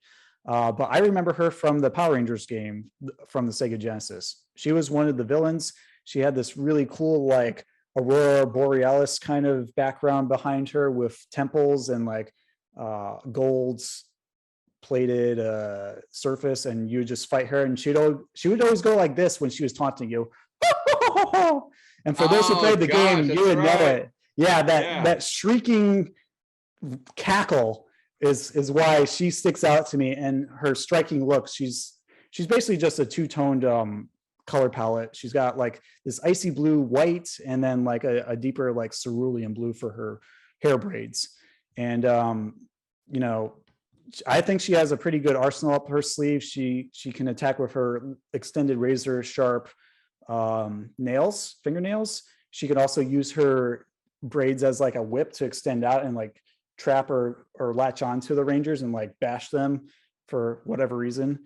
She also had the ability to like use ice breath against the Rangers and freeze them, but they pretty much dodged that, so it wasn't a big deal there. But she also was able to bring them into another dimension briefly, because from what I remember in this episode, Billy had like a love interest, and she was trapped or kidnapped in another dimension. So Billy, it was his task to go rescue her and be like her specific hero for the episode. And I did note that she did not unfortunately get a giant Megazord battle, which, you know, is unfortunate, but not every monster can experience that. We need diversity. She actually was defeated after Billy like grabbed her crown jewel on her forehead and like crumpled it. Apparently that's the source of her power. And, you know, after that weakened her, that left her wide open for power blast from the power blaster once all the Rangers put their weapons together. I liked her a lot. I thought her design was really just really cool looking. Most of the monsters that we see are real bulky, and she was really like sleek looking, and she had that floaty dress kind of fabric all over her, and she floated a lot whenever she came closer to the Rangers. So it gave her like a ghostly feel to her, like an otherworldliness that you didn't get with other types of monsters. Yeah, and the blades that came out of her fingers I thought were just really creepy looking. I love that she was something that was not created by Finster. She's something that, for all we know, had always existed. Yeah, she's a monster for hire. Yeah, and I just thought she was really cool. I'm gonna rate her fairly high. You know, I liked her a lot. I don't really have anything to add. You guys have pretty much covered everything I was going to say. Oh, I do want to mention two things because that does remind me actually. She was voiced before, you know, she was known as Lois on Family Guy by Alex Borstein. She was also on Mad TV too. So you'll notice that when we go through a few of these monsters, they were voiced by some well-known actors as they've developed their reputation since, which is pretty cool. She was also the first female monster of the week in the series for season 1. So I gotta give her props for breaking ground there. Yeah, and they did it with a really cool villain. So yeah. So what do you guys want to rank Madame Woe? I'm gonna give her 2 S's. I'm gonna give her I'm gonna give her SS. I agree. I like her a lot. She's memorable. She got the laugh. She's got the look. She's got the arsenal. She's got all otherworldly powers, taking you to another dimension. And even if she didn't grow big to fight the Megazord, I feel like she didn't need it. I think she had a lot of intrigue with her appeal, her name, her backgrounds, just her interaction with the Rangers overall. She's memorable. Yeah, they nailed it with her. I thought it was a good one. Yeah. I think she's one of the best designed. Yeah, I'd say too. She really like utilized her powers to the fullest extent based on her physical appearance. All right, moving on. We have Snizard, which is from episode 14, Foul Play in the Sky. I think his name is based off of like combining snake with lizard. Maybe it's kind of a meh name to me, but I do love his design because I did have the evil space alien figure of him growing up. It was like my very first one that I got like on my own. I didn't have to go to my neighbors to play with it, which was a big achievement. And I remember it had a lever on the back of it that you just pull down, and like it would unhinge its jaw all the way down to its hips and just like open up, which made me like geek out, but also I was terrified to do it because he was a very striking kind of character. He was voiced by Bryan Cranston, which you may know from Malcolm in the Middle and Breaking Bad fame, which I thought was interesting. Although you can't really detect it when he's actually speaking because it's just like quick little one-liners and grunts in here and there, but it's still cool to know nonetheless. And the fact that Bryan Cranston went on to be Zordon in the later Power Ranger movie. Yeah, moving on up in the Power Ranger universe. Go from a villain to a hero. Yeah, I thought it was cool that he did that. Yeah. Yeah. Other than that, I have to say there's not really much going for Snizard other than his appearance. Like he's got two arms. I think they're made out of cobras that are snakes. He's got like the big golden snake body. He's got this weird little apple head with like scales going down his back and spots. And then he's got like a bunch of tangled snakes for legs, like Medusa style. Very, very striking looking. I think it's cool that he had a toy, but very similar to Terror Toad, he was just defeated by Kimberly using a well-placed arrow actually to shoot the apple on his head for whatever reason. I think it has to do more with like some sort of William Tell backstory from the Sentai footage. So just leave it at that. I I was disappointed by his defeat, even if he looked cool. This look very much reminded me of Serpentor from G.I. Joe. Yeah, I mean, he appeared in the Isle of Illusion later in season 1, and I think he showed up for Zed's Monster Mash in season 2 and the wedding in season 3. But other than quick little cameos, kind of forgettable. I hate to say it. I thought he was kind of forgettable too. I didn't really remember him. Yeah, I'm gonna give him a D just for that. I love the toy, but I can't be biased with this guy. Yeah, I would agree with Brett's rating. I third. Cool. Well, rolling right along, we have Dark Warrior from episode 15, also called Dark Warrior. And well, let's put it this way. He has a very generic name. He kind of feels like a lesser Knasty Knight, but boy, does he have an arsenal to fight the Rangers. He's essentially he's a ninja with like camo and a very dashing scarf, I might add. And he does everything he can to trip up the Rangers because I believe from the episode, he's like trying to get a potion from Trainee's relative grandfather, who's like a scientist, and I don't know. I didn't pay attention. He had to figure something out. That's not important. The important thing is that he had like all these really cool weapons that he fought the Rangers with. And I would say he's one of the fastest, if not the fastest monster that we see fight the Megazord once he's big. Like he was running circles around him like, oh, I'm going to grab you with a kunai of chain here. I'm going to blast like a Mega Man cannon right out of my forearm at you. I'm going to do some punches and kicks. I'm going to slide around. I'm going to roll. I'm going to do backflips. You got nothing on me, giant robot. He reminded me of an evil Man-at-Arms from Masters of the Universe. I thought everything was cool about him except the camo like, a little distracting. Get up is just weird. Yeah, and the teal scarf, can't forget that. But I have to agree with Brett with his arsenal. He actually managed to kind of pull he had the chain, and he was able to like give the Megazord a run for its money for a minute. So in that sense, I thought it was impressive. But the camo, I was kind of like, okay, he's like a bad G.I. Joe figure or something. Yeah. It's kind of like when you got those really cheesy knockoff Nintendo games back in the day, and you're like, what is this? This looks dumb. And then you got playing it, and you're like, you know what? This is actually really good. You'd take the appearance aside and look at what he can do and how much of a threat he possesses. Yes. He's a genuine threat. He just looks ridiculous. Well, on one hand, we love the iconic look of Pudgy the Pig. He was so iconic looking, but yet, the Dark Warrior, not so iconic looking, but yet the Dark Warrior, he threatened to kill one of Trini's family members. So that really kind of ups the ante in being a Power Ranger. The people you care about are now being threatened. He was going to strap him to a bomb and just, I mean, this is the first. It turned out to be Trini's Uncle Howard, who actually invented an invisibility formula. So I guess ninjas being stealthy, you got to have that invisibility. Yeah, I just thought that's pretty dastardly to to have your family threatened. It's yeah. I thought it was a new level of ruthlessness we were seeing from a monster. So it definitely earned some points with me there. So definitely. Yeah. I just love the fact that he was so blinding fast and agile when the Rangers were like forming the Zords.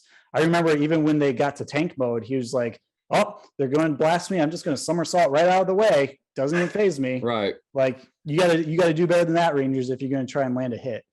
I've got to say that if he has a semi-mundane name and a kind of goofy camo outfit, his prowess and his ability more than make up for that as like a formidable foe. Like he's right up there with Knasty Knight for me. So I'm going to rank him an A because I think he's formidable. Yeah. I would have probably put him at a B. Mm-hmm. Yeah, I was going to say an A.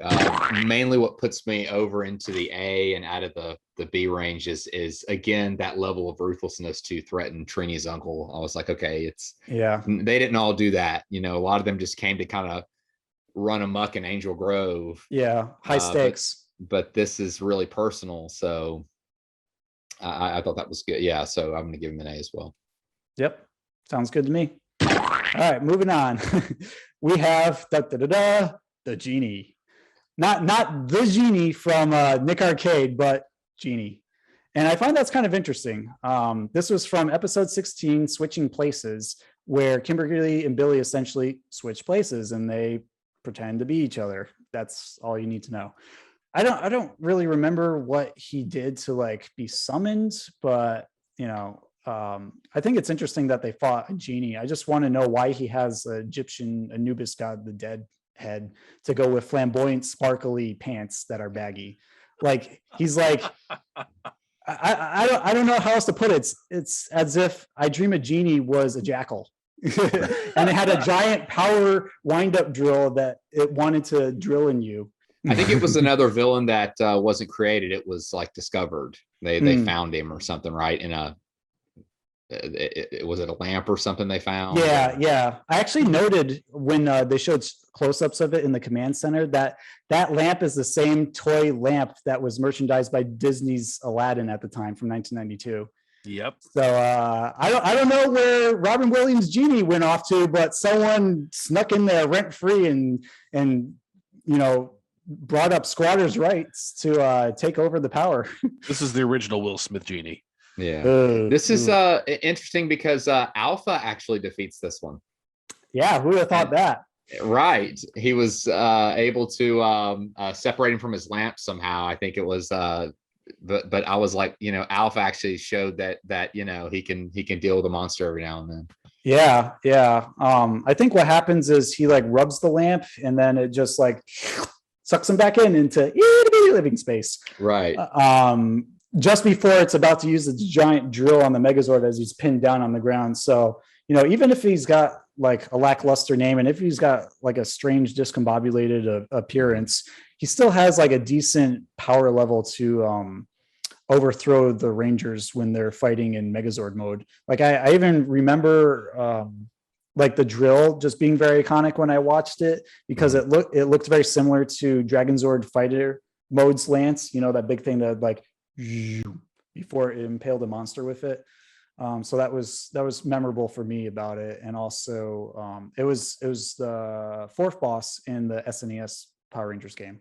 See, the only thing I remember about this episode was the mind swap between Billy and Kimberly and the fact that they were actually injured during that scene. Yeah. Whoa, wait, what? Yes, the pyrotechnics on that scene had actually burned them. Both of them? Both of them. Wow, I think it was when they did it the second time because they were the first time the pyrotechnics were close, and the second time they actually were hurt, and then they refused to ever do pyrotechnics that close ever again. Mm-hmm. But outside of that, I didn't remember the Genie at all. I had completely forgotten he was in the SNES or Genesis. Yeah. I had no memory of it and until going back and watching this again. And even then going back and watching it again, the one thing that stuck out at that point was that's the Disney lamp. And again, it was the lamp. It wasn't even the Genie that really stuck out to me watching it again. Yeah, I also noted it for its like party style silly string that it constantly shot from its hands. Yeah. Like who wants a party?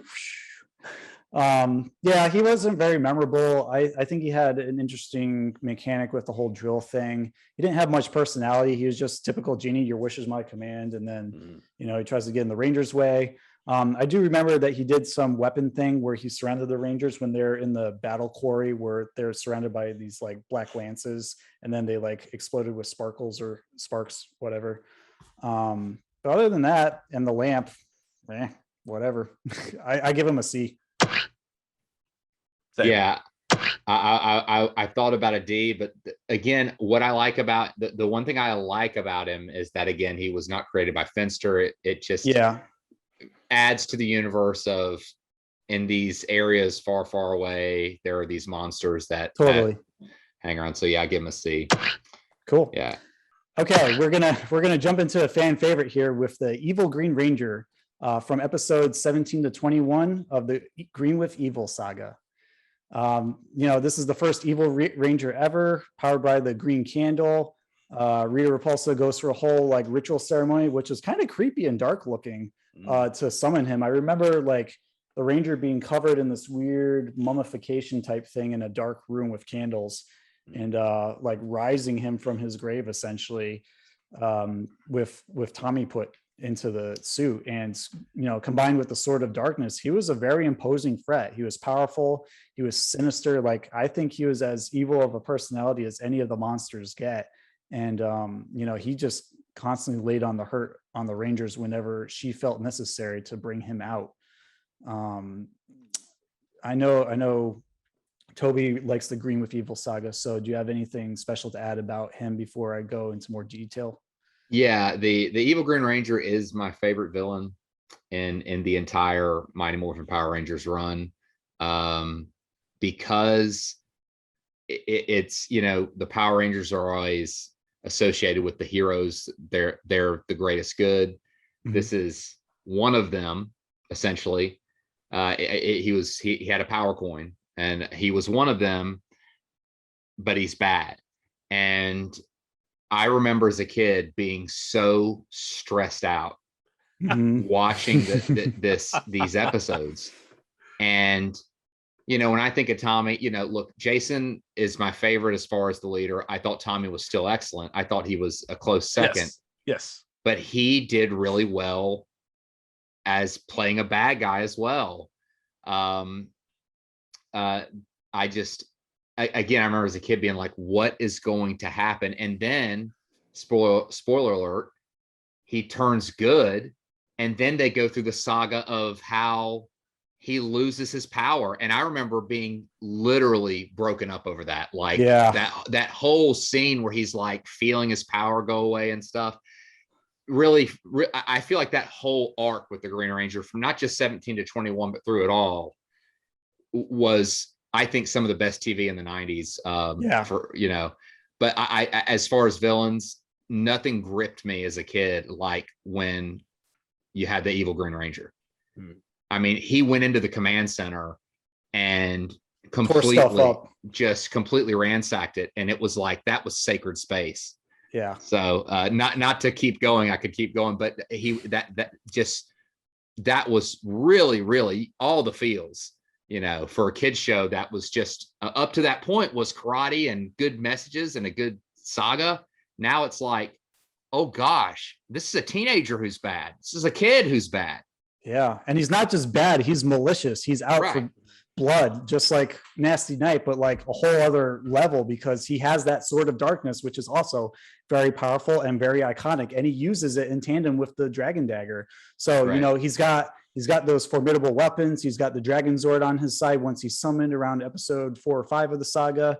He actually grows big to giant size along with Scorpina and Goldar to fight alongside to fight against the Megazord during the eclipse. And it's just like, what's happening? What's happening? Yeah. The world is ending. That's how you feel as a kid watching this. Like, because you don't know the difference between actors in real life. You think this is actually happening somewhere on the planet, and you don't know what to do with yourself. So, if nothing else, this saga firmly established the Green Ranger as like a timeless legacy amongst not only 90s television, but pop culture, period. Like, he still exists now. He's still super popular, amongst Power Ranger fans 30 years later. I think he'll still be popular to the day he dies and beyond, just because of that emotional, deep pull that he gripped us with immediately. Like something we didn't even expect after all this. Okay, that was a cool monster. Oh, that's a really good monster. Oh my God, what's happening? Yeah. Who is this guy? Yeah. I mean, what else can we say? The Green Ranger, to piggyback off of what Toby said, there was nothing like that. I mean, you had two-parters, and two-parters drove us nuts when we were kids. Mm-hmm. And then I was expecting two-part. All right, part 2. All right, let's wrap this up. Oh my gosh, it's still going. Okay, part 3. All right, let's good. We're good here. Let's finish this up. Wrap it up. Come on. Oh my God, it's not done yet. What else are you going to do? It just kept going. Like, please kill him already. Right. And he is, which I think is so funny, because going back and watching this again with my son, when he was 6, he loved Power Rangers. Who wouldn't? Right. Even by today's standards, he still loved it. We got to meet Jason David Frank, and he was super excited about that. That's cool. But of all of the villains, all the monsters, the Green Ranger is the one that scared my son the most. And it wasn't the scenery, it was that the laugh. It was that ridiculous, cheesy, diabolical laugh. He hated that. It scared the crap out of him, and I couldn't stand it when I was a kid because it was such a taunt. It's like, just die. Someone just kill him. Yeah. I have to ask, what was it like meeting Jason David Frank? He was very, very cool. He was very cool. It was at a con, and he was very, very busy, but he always, because there were so many people who wanted to see him, but he always would take the time to pull out his phone and take a quick video with everybody who was there. Hey, all right, I'm here with all these people. Everybody say hi. And whenever my son got to say hi to him, he stopped and, hey, what's your name? All right. Are you excited? What's your favorite episode? Who's your favorite Ranger? And I would stop to ask him questions and me questions, and was happy to take a picture. He wasn't arrogant by any means. I was going to meet Austin St. James as well, but he was gone by the time I got there. And I did get to meet Amy Jo Johnson as well. Nice. Not the same place though, but either way, Jason David Frank, super awesome guy. Cool. Yeah, that just further makes him a memorable character. Yeah, you could do a whole episode on the Evil Green Ranger. We should. There was something about seeing a Power Ranger a new color, like, oh my gosh, there's a green one. Oh my gosh, what does that mean? He's the outcast. We don't know where he's from or what he's into, but we know he means business, and he could take on all of the Rangers without a sweat.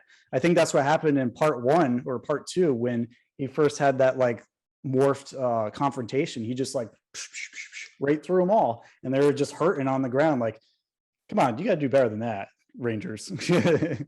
Right, and it makes you wonder, like, did Zordon know about this? Obviously he did. Obviously he would have known that a green power coin existed, and why wouldn't he have told him about it? I understand it's a kid's show and they're kind of just doing this thing as they go along, but I kind of like to think of the idea that Zordon was like, I don't know if they're ready for that kind of, to know that that could be out there, and hopefully it'll never come back. Hopefully this will never surface. Maybe it's lost forever, Right. But yeah. Oh, and that's where I would always quote Zordon, because when when Tommy was tearing up the command center, you can hear Zordon just going, Tommy, what are you doing? Tommy, no. Yeah. No. And he like had the glasses and the MC Hammer hair, like, and he had the flowers around his neck. Like, what was he doing? I just like playing with Microsoft Paint. It's just, I don't understand why. It's just Zordon did not. I guess he just, because of his situation, he can't really be very emotional. He puts a CD in alpha, and that just, I guess, gives him a virus or something. He goes, I just remember the Tommy, what are you doing? Yeah. No. Oh no. I'm getting bad reception in my tube. I just remember that. So I always do that. I go, Tommy, no. And I do remember seeing the movie and seeing Ivan Ooze do it. And I'm thinking, Tommy did this already. Do something else. Yeah, really. Yeah. I think we've said all that needs to be said about the Green Ranger. I think he's a triple S in my book. Yeah. Nothing less. Yes, triple S. Triple S, yeah. Definitely. All the S's. All right. Goodbye, Green Ranger. Hello, Shellshock, because we have episode 22, The Trouble with Shellshock. And aside from his name, which is another name for post-traumatic stress disorder, fun fact for all you millennials and Gen Zers there who don't even know what it means, it's a turtle with a baseball bat and his head that turns into a cannon and a traffic light plopped right into the back of his shell. And it's a monster that Squat and Babu made. And as weird and quirky and ridiculous as that is, he's actually kind of competent. Like, I remember him doing like the whole red light, green light thing, which was, decades before Squid Game made that popular in pop culture. And he like froze some of the Rangers in place. And then I remember him making Trainee like constantly run, and she's like, oh, I can't stop running. I'm just going to go back to this field. See you later. It's hilarious. I loved it. It was great comic relief, but he also had like a suitable arsenal and a unique way to defeat him too. Because even though the Megazord was fighting with him when he grew giant, it actually required Trainee to get like some weird exotic flower to like sprinkle the pollen on top of his head to defeat him, which I don't know where they got that from, but I guess because Squat and Babu made him, it makes him like special. I don't know. He does give the T-Rex Zord quite a beating before they form the Megazord too, which I thought was, that's a good display of his power when, monsters don't mess around. They're not like, okay, just waiting for the Megazord sequence, then I'll punch your lights out. It's like, no, let's get down to business. I'm going to lay the smack down right now. I don't have time for this. So he was pretty fun. For some reason, he reminded me of like an edgy, lesser known Teenage Mutant Ninja Turtle. I was going to say, remind me of Razor. Yeah. Oh yeah. God. Yeah. But much more effective. It is such a ridiculous premise for a villain, but it was very, very effective and also memorable. I remembered this one, and I remembered how, like, why the traffic light? Oh crap! And the more he did with it, was like, oh, okay, someone kill him, please. Yeah, he's actually quite imposing. Yes, it was very memorable. I liked him. My favorite part is the cannon. I just thought it was. Yeah, I thought it was that his head retracts and then the cannon goes out. And like, I just thought that was really interesting, really creative. So I did like him a lot. Yeah. He's surprisingly fun, formidable. I don't know why he had a baseball bat, but I think that's part of the goofiness with all the stuff Squat and Babu gave to him. I think they put a bunch of little like trinkets from their pocket. And then just shoved them all into the monster maker. That's what happened. And I thought it was interesting that he had a drill sergeant kind of voice that also ended up being the same voice actor, Richard Epcar, who played Babe Ruthless later on the list. So that's kind of interesting because there's a baseball connection there, if anything. And I mean, I do want to mention that Trainee defeated Shellshock with the Deandra flowers. So if anyone's curious what they're called, that's what it is. She had to like get out of the Zord and go find them on some cliff somewhere and come back. He reappears in Eye of Illusion. That's all I have to say. What do you want to give him for rank? I'd give him an A. I would too. 3. Yep. I'm glad we're all on the same page here. So getting rid of turtles, we're going to bring in spiders with Spidertron from episode 23, Itsy Bitsy Spider. I don't know why he's called Spidertron, because he's not a robot spider like Tarantulas from Beast Wars, which would have been really cool. But he is kind of threatening and imposing looking. He's a giant tarantula with a big old head and all of his like pincers stemming out from the center of him. And I remember being very scared of him growing up because I didn't like spiders that much. I was afraid to touch really big, hairy, gross spiders, and I still kind of do. So. This already had that going for it when the episode started. And I remember this was like the episode where Jack was teaching kids in the park how to do the hip hop keto type thing, which is his own made up mixed martial arts type thing. And he finds this statue that's very unusual nearby because it has like moths flying around it. And it has this weird insignia in like its beret on the statue for some reason. I think it's lost in translation from the Sentai footage. But essentially, the spider's hiding in that statue, and then once he jumps out, he just has like a one-on-one battle with Zack, and then the Rangers come along, and they actually use the Dragon Zord fighter mode to do the majority of the fighting once they're giant, which I thought was pretty cool because me, like many other fans, were a fan of the Dragon Zord, and to see him have his own Megazord formation was just awesome. Like, give me as much screen time as possible just to see that cool form with like the big extended boots and the dragon fin on top. Kind of looked like a knight or a dragoon if you're into Final Fantasy. But yeah, he had a decent arsenal with him. Not too many. He had like natural powers, like he could project giant spider webs and trap the Megazord or the Rangers. He had acid spray that he'd spray out. He could also electrify the web netting to shock them, or just use like brute force melee attacks. I think he also had like some sort of eye needle projectiles and red lightning for whatever reason. So yeah, he had a decent gamut of powers at his disposal. This was another instance where Zack used the mastodons freeze trunk to freeze him like the Pineoctopus, which is pretty cool. And then he finished him off using the Dragon Zord's Dragon Lance straight through him. And then poof, he's gone. So other than that, and the fact that he had a 5.5-inch evil space alien figure, which I did not get because it's too creepy and I didn't want to be around giant spiders as a kid. That's what I remember most about him. What about you guys? Don't remember much other than just I remember the big spider. I remember what I remember from that episode was the Zach's when he was teaching the students. And because that's the scene from the credits. It's like an iconic scene when he does that little move, you know.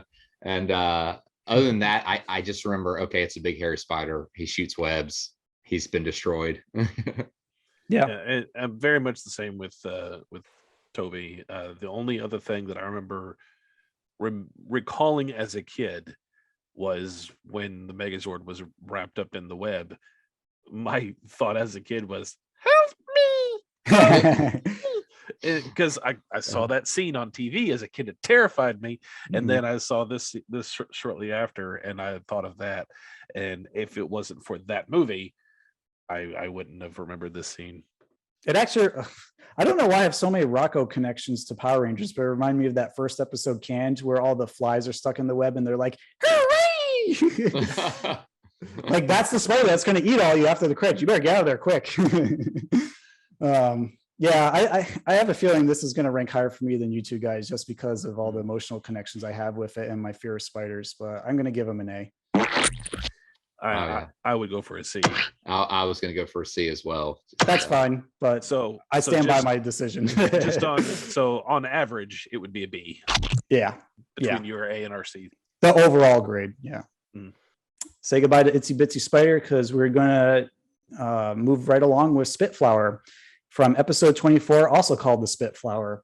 And I thought this was kind of an odd name for the monster because I guess it's based off of a pitcher plant, but it doesn't really look like something that's like a flower. It just looks like an alien with like weird like tendril like dreads in the back and blue claw arms and weird alien eye stalks. It just seemed like a mishmash of a whole bunch of monster ideas that didn't quite gel together. And I don't remember this episode at all growing up. I think it was one of the lesser rerun ones.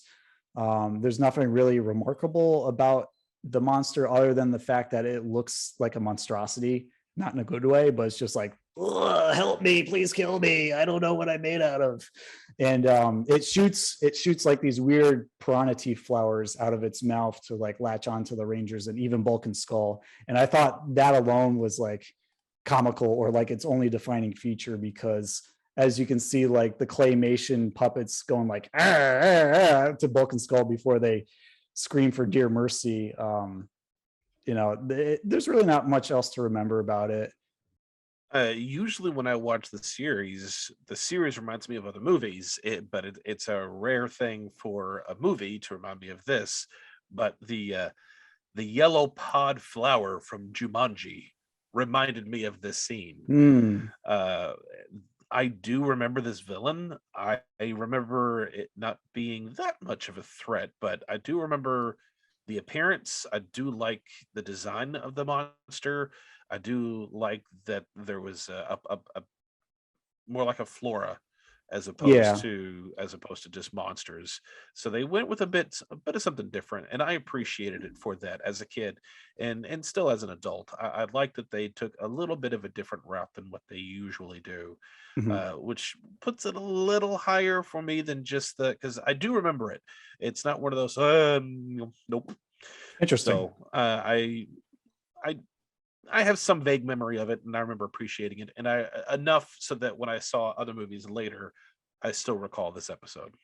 Sure, that's fair. Most of my memories of it came from researching for this episode because I had no memory of it at all. I think he has an interesting look to him. It's a little jarring, like mismatch, as I said before. I did like that he had armor skin, so he still put up a fight. Like he was able to deflect some attacks. And I think the the Green Ranger directly attacked the giant monster with an energy beam from his dragon dagger, which never happens. Like a ranger attacking a giant monster. I thought that was a very standout moment for it. So it works in its favor that it would coerce one of the Rangers to do that without their Zords. Yeah, it's cool. For me, just not very memorable. I just don't remember him very much. He just didn't stand out to me. Yeah. Aside from the Dragon Zord fighter mode battle with them, and then also going back like the Minotaur to like defeating him with the Power Blaster afterwards, that was kind of a letdown to me. Right. And he actually had a vicious defeat too, because I don't know if it was like a fluke or like a blooper or mess up with his defeat, but when he got blasted, his like arm flung off. So he was like armless for a while, and then he got zapped again. So it's like, I guess they missed and they had to readjust to finish the job. So yeah, not much else to say about him. I think he has an interesting name, but I don't know if it really fits his appearance or what he accomplishes. So I would give him, for ranking, like a C. Me too. Yeah, because again, he just kind of came and went with me for me when I was watching the episodes. He just he didn't stay with me. Sure. So he did the job. But I would give him a B, but just because he was a little more memorable to me. That's fair. All right. But moving on, we have Frankenstein from Life's a Masquerade, episode 25. And call me a sucker for Universal Monsters, but I think he has a lot going for him. Obviously he's got the iconic look and the iconic name to match. He acts as a mindless grunt for Rita, but he has very, very strong physical strength, which manages to overpower not only the Rangers, but also the Megazords. He actually lifts the Megazords off the ground and throws them. And even I think he grabs the Dragon Zord by the tail. So that stands out to you when you watch the episode. Even though he's like one of the more humanoid kind of monsters, and that could be jarring to you instead of like a rubber suit monster, that doesn't detract the fact that he gives the Rangers a run for his money. I did also note that the American version of the monster is actually played by Jason David Frank, because he dresses up in that costume for the masquerade party that the Rangers are in. So I thought that was interesting, although he looks a little different than the Japanese footage. You can see the comparison online somewhere. He invades the juice bar during the Halloween party, similar to Pudgy Pig. So I thought that adds a little more dimension to him because he's interacting with the Rangers outside the typical battlegrounds. He uses the bolts in the neck to like use as what are they called, like nunchucks? Projectiles. Projectiles, nunchucks. He also has like this ball and chain that he uses to attack them very effectively. It's also one of the very few instances, like with Spidertron, where the monster is defeated by being impaled with the Dragon Lance, which is always fun to see for like kids who love that kind of softcore action. And I do want to also mention, before I get your thoughts, guys, two little tidbits. Obviously, the obvious connection to Mary Shelley's Frankenstein in 1818 with its look and its mannerisms, but also this is one of the few monsters from the Sentai that was broken up into its own monster. So what I mean by that is that when I did research for this episode, I noticed that the footage was actually from another episode, which we're going to touch upon, Isle of Illusion, because this is actually several monsters. It was too graphic to show from the Japanese footage in the American version, but essentially when he gets impaled, his skin like crumbles off, and then he becomes quote unquote zombie Franken, which we'll come to know as Mutitus later on. So that was an interesting fact to learn in the meantime. Other than that, what do you guys think of Frankenstein? I thought he was unique in that he looked humanoid. I liked that Rita sent him in because he looked so humanoid. Rita was able to actually have him sneak into a place, the Halloween party. Yeah, it could be his advantage there. Yeah, and a normal monster couldn't have done that. Like Pudgy Pig wouldn't have done that, Right. So I thought that his appearance, he looks like Frankenstein, but I think that the way Rita was able to use him for like a clandestine mission, I guess, I thought again was really a little more complex than the average monster. So I definitely think he was above average in my book. Okay, nice. Alex? So bit of a backstory, because this does tie in, obviously, for a very surface level conversation, that this ties in with the Universal Classic Monster movies. But not every, but a lot of Frankenstein adaptations you see always does what takes place in this episode, where they have the Frankenstein, the monster, hold their arms straight out, very mummy-like, and that was not Boris Karloff. If you go back and watch the old Frankenstein movies, Boris Karloff as Frankenstein's monster never did that. And Boris Karloff got a lot of credit at the time for being such a compelling character in that movie. And Bela Lugosi, who played Dracula, hated that he got so much attention. Much later in the sequels, Bela Lugosi played Frankenstein's monster, and he is the one who did the mindless and held hands out. And now he has become, even though everyone remembers Frankenstein's monster as Boris Karloff, everyone impersonates Bela Lugosi, which takes place like in this freaking episode, which I think is really funny. And I also can't help but wonder if Power Rangers had a ton of knockoff series. Yeah. And part of me wonders if this episode in particular was some of the inspiration for Big Bad Beetleborgs. Because they had all those classic Universal monster movies and that haunted house.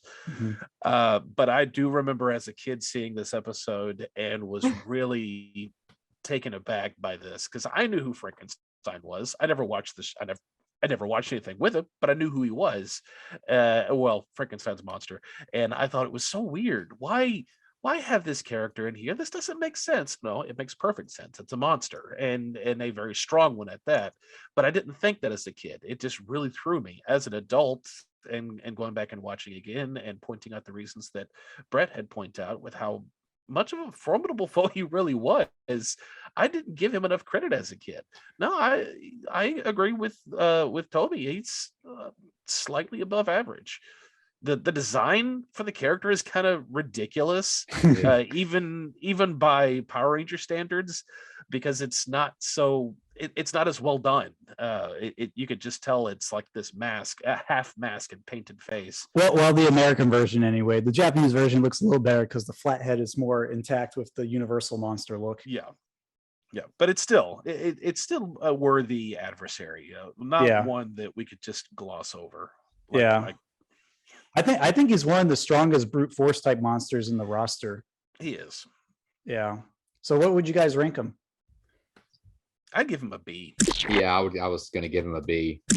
I was actually going to give him an A because I like that iconography of his look and also just sheer physical power.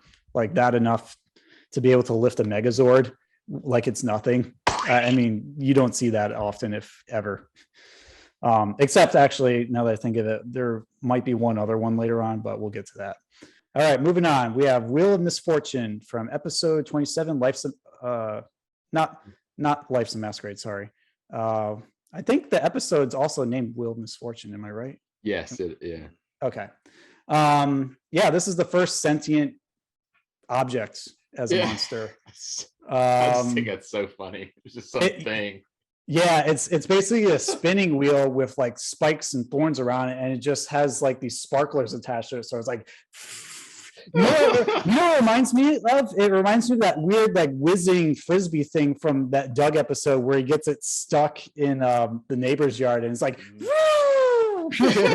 that's all it's got going for it. It's like a more dangerous version of that whizzing frisbee. A whizbee. Whizbee, yeah. I like the clever pun of Wheel of Fortune from the game show because it's fitting. Although I didn't feel that it was necessary to defeat it with the Ultra Zord. I mean, come on, it's a wheel. Well, you can just slice it in half with the Power Sword or attack it with the Dragon Lance. Like, do you really need all that firepower? Yeah, that thing was way overblown. Yeah. I don't know. It seemed like they were short on ideas when they were writing that. I mean, it was like Kimberly's grandmother's spinning wheel. Yeah, they had to tie it in somehow, I guess. They just have this thing fly around. I don't know. Okay, what other classic stories can we put? What about Sleeping Beauty? What was on Sleeping? What about Maleficent? No, we can't use her. We could use the spinning wheel. Let's just use the actual spin. We'll just throw it and then and film it. Catch. Yeah. Yeah. It just looks like it was just being thrown like the, it was actually on a string. If you notice, there's like. Oh, they didn't try to hide those strings. I know there's one particular scene where Kimberly was kicking something, and you could just see like the strap and the harness and like the name, like probably harness number 1 written on it. Like it's like a scene right out of Guts with the elastic bands. Yeah, it just looked like. Yeah, I mean, I'm surprised that. It was. Yeah, so I'm pretty sure you could see the string, but yeah, it just looked like this. It was just really, really weird because it was just an object. Yeah. Yeah. Weird, seemingly powerful, and boring. That's the best way I could summarize it. Yep. So I'm going to give it a D. I'd go F just because it was bottom of the barrel with the ideas. Yeah. I was going to give it an F. Yeah. I only give it a D because it took the Ultra Zord to destroy it. Like, apparently it's made out of adamantium. So they. Oh, gosh. Anyways, let's move on before we get hung up on that. Here's a good one. We had Mutitus with forms 1 and 2 from episodes 28 and 29, the Isle of Illusion, 2-parter. So I think he's got an appropriate name for him. He's very frightening looking. He's like got all the flesh exposed, kind of like the Dead Man's Float zombie from Are You Fear the Dark, which is another fan favorite. He maintains the bolts from Frankenstein, when he still had his skin on in the Z Ranger footage. He does a lot of like kicking action. He has the ball and chain. He uses that more, but things get really scary once Rita summons Lokar, this giant spiky bluish head from another dimension, like some sort of warlock, or actually I think it's like the embodiment of Satan, as they mentioned in the wiki, where he like breathes his breath of doom on Mutitus, and then he gets even more frightening where I mean they don't show it in the American footage, but in the Japanese footage they essentially crack open his head and this weird like demon spawn worm with a skull face pops out that's all like veiny on the sides, and he grows like crazy horns from his entire body, and he gets this weird like cape thing that looks like beetle wings, and he's got this little emblem on his chest that kind of looks like Lokar's head. Oh god, nightmares for days. And he was also the Area 6 boss in the Power Ranger SNES game. So he was near the end. He was very formidable. He was frightening looking. He had tons of powers at his disposal. He like immobilized the Zords with spray foam. He had like multicolored lightning firing from every part of his body at the Rangers. He, got some good melee hits in there, fairly strong. Lokar was juicing him up for the fight. And yeah. I mean, you guys have anything to add? I have to say, I think for me, Lokar was the best part of that episode. I remember specifically for me and my cousin, we who were, we were like Jason and Zach, and we lived for the show. Mm-hmm. We rewound and rewound. We would, we'd record it, rewound, whatever. The scenes with Lokar all the time, and we would make his faces, to be funny, but he really was. I know he was just like that. I know, but I thought he was designed. I liked the way he looked. I just thought he was interesting. They call him what was it? He had like I think it was like Lokar the Terrible, or some sort of surname like that, which like kind of adds some kind of history to him that we don't know, which is cool. He's a powerful wizard from another dimension that Rita knows. So for all we know, they were like allies during this war that happened pre-Power Rangers where they fought Zordon. I just liked him a lot, and he kind of overshadowed Mutitus for me, who I thought was okay. Lokar is who I remember. So gotcha. I remember when Lord Zed became a thing, and there were a lot of parents who were very upset with the design of Lord Zed, and you can see his brains and his muscle tissue. It's disgusting. Like, have you seen none of the other monsters in the show? Right. Did you not see the one who's just nothing but eyes? But this one was the one that I thought of whenever because I heard about it. I heard other parents talking with other parents in the next room about how much they didn't like Power Rangers and they didn't like this one guy. They described him. I knew who it was, and I was thinking, did you guys not see Mutitus? This thing was horrid to look at, but it's funny because as a kid we were just resilient.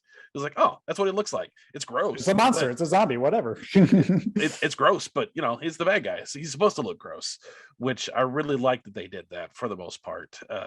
You wanted monsters. You wanted villains to be monsters. You didn't need all that gray. Sometimes the good guy can be the bad guy, and don't need all that. I mean, you do, but we didn't want that at the time. Yeah. But I really liked this character, and I, like you said, I also liked Lokar. He was just a creepy villain. He was solid, striking. Yeah, and if he wasn't creepy enough in his like regular form, just add more horns and like that weird ass demon head that looks kind of phallic popping out of his other head. It's like, get away from me, kill it with fire. No, it's actually. Just to finish my thought, it's actually one of the few instances where we see the Green Ranger in the Dragon Zord cockpit, like actually, with the green lights behind, because he has to jump into, protect himself and pilot the Dragon Zord so that he can like attack him instead of use the Dragon Zord on autopilot, because he's just like going back and forth between the Megazord and the Dragon Zord, fighting them, and it's like keeping them on their toes is what makes it such a dynamic fight. And it takes like one of the first instances where the Megazord and Dragon Zord combine powers to become the Mega Dragon Zord, where it's got like that, chest, shoulder, football armor thing, and then shoots the giant Z orb at him to vaporize him into, another galaxy. So he's no slouch. This guy's got as much terror as power to match. Yeah, I with his association of Lokar, who I remember even more, for some reason. I don't know what it is. It's interesting what we, remember, what we choose to remember and don't, But because of his association of Lokar, he's high up on my list. So cool. Yeah, same here. I just want to mention real quick that he had an evil space alien toy planned, but they ultimately canceled him for unknown reasons. If you search the internet for like old advertisements, you can actually see like his design. He's like very yellow, brown, and orange. Cool. Maybe they just couldn't replicate his likeness because he is highly detailed. Other than that, he was one of the last bosses in the SNES game. So yeah, what do you rank Mutitus, both forms and Lokar as an assist, I guess? I would say at least an S for me. With him and Lokar together. I agree. S. I'm going to give him a double S just because of how damn frightening he was to me as a kid, and he still frightens me a bit now. Yeah, and I would take a double S too, because I was almost going to do that as well. But yeah. Cool. All right. Well, we have some highs and we have some lows, so we're rolling right along with this Rolling Stone called the Rockstar from episode 30, the Rockstar. And this guy's unique because other than his dumb punny name, he was the only monster in the season created or summoned by Scorpina. So it really had nothing to do with Rita, other than the fact that the whole scheme here was just to grab this mirror of destruction that was hidden on the beach somewhere and then use it against the Rangers by firing like reflective beams against them that were really powerful. It's like using a giant magnifying glass on the sun and frying ants, except with robots. I think he had a really, really dumb look. He was kind of slow-witted. The way he attacked the Rangers, more so Jason than anyone else, is that he like shot these boulders cannon style from his chest, which is pretty cool. And then he pinned Jason down, and they had some weird like red and yellow electricity surrounding them. So apparently they weren't heavy enough to crush him, just like lightly pin him down on the beach. And the gravity of his attack left me feeling, a little bit disappointed, wanting more of him. Other than that, I did notice that he kind of had semi-resemblance to Golem from Pokemon, specifically the Alolan form from Sun and Moon, for any of you Pokemon fans out there. He's just not that impressive. I know that even his like destruction scene where he was like bursting apart, I could tell that was like a little clay figure that just had a stick of dynamite stuffed in him. Right after the scene where Jason's cousin accidentally point the mirror, he's like, "Oh, I wonder what this does," and then just shoots him into oblivion. Other than that, I did like the fact that he fought alongside Putties and the Rangers in the pools, because when the Rangers like defeated the Putties, they pushed them all in the pools to cool off. So yeah, that's all I have for him. I had completely forgotten about this character. Me too. And even going back and watching them again, and then going back and watching some of the others, I remembered some of the others, and then I'm like, oh yeah, I completely forgot it, because the only thing I remember watching the episode was they look like big, strong hands. That's all I've got. It's dumb villain. He was really bland, kind of just drab. He was, he was all one color and just kind of weird looking. And the way he died, of course, being so haphazard, just really kind of tanks him for me. Yeah. Ranking? F. F into oblivion. Goodbye. Scorpina, don't do monsters. That's Rita's job. All right, so we're moving on to the halfway point with Samurai Fan Man, which is from episode 31, Calamity Kimberly. He has a very appropriate name, as it, describes what he looks like. Pretty much, what you see is what you get. He's very intimidating looking. I just remember being frightened by him as a kid, and this episode airing a lot when I got back from school. Like, I just remember how like Kimberly was miserable because she got caught in the rain. And then, you got this guy showing up with Squat Babu and Goldar, and he's like laughing all jovially. He's got this like piercing eyes. He's got this full on Shogun body armor. He's got spikes sticking out of the side of his helmet. And he like opens up this gourd and like sucks Kimberly in. And she looks like she's in like a weird like bottom of a trash can that's kind of dank and swampy. So he's got quite a bit up his sleeve, similar to Dark Warrior. I don't think he has that much personality. He's like, just typical, like mocking the Rangers and got some grunts here and there. But he does have a very threatening appearance. He makes good use of his arsenal, including a fan, the spikes on his head. I think he also has lasers maybe, but he did steal Gnarly Gnome's rake, which I thought was hilarious. He just, kind of manifest that and like, well, if he's not going to use it, I'm going to use it. See if I can do better with that. And, tries to give the Megazord a run for his money. But, what I find most interesting about him isn't necessarily his look or his like weaponry or gimmicks. It's the fact that the Rangers had to use multiple configurations of their Zords to defeat him. They tried with the Megazord, they tried with Dragon Zord battle mode, and they still couldn't like get a few hits in. They even tried the Mega Power Sword. And then, when they were backed into a corner with his spark spewing Samurai Fan, which like blows them away when he like fans them. They just said, what, enough games. We got to combine the Ultra Sword and blast him until he's vaporized. And that's what they did. He's got a lot going for him in terms of resiliency for one of Rita's monsters. I liked him because he's one of the ones I remember.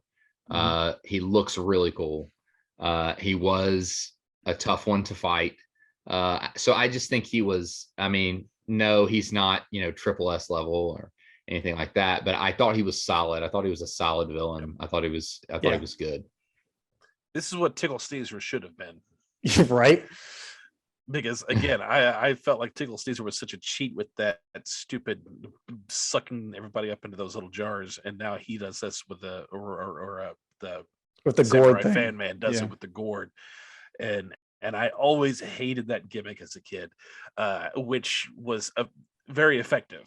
It wasn't that I hated it, like, oh, this is stupid. It was no, I hate this because it's effective. I need the Rangers to win.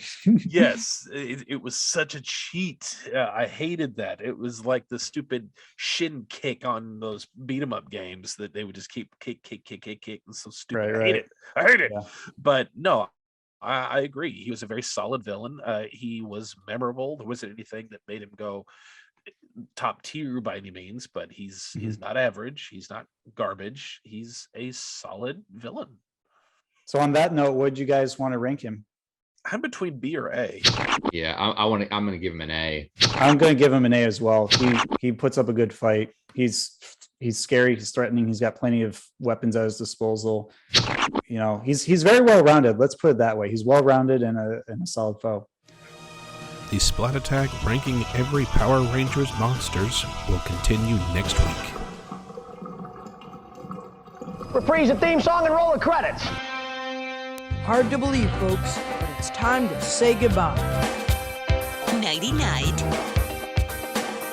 Hey, check us out next time for more adventure and another great legend of the Hidden Temple. What'll we do till then? Chill for a couple. We'll be back. You're on, Nick. And it was time for the superhero to move on. I declare this meeting of the Midnight Society closed. Bye-bye. Where's your costume, Paul?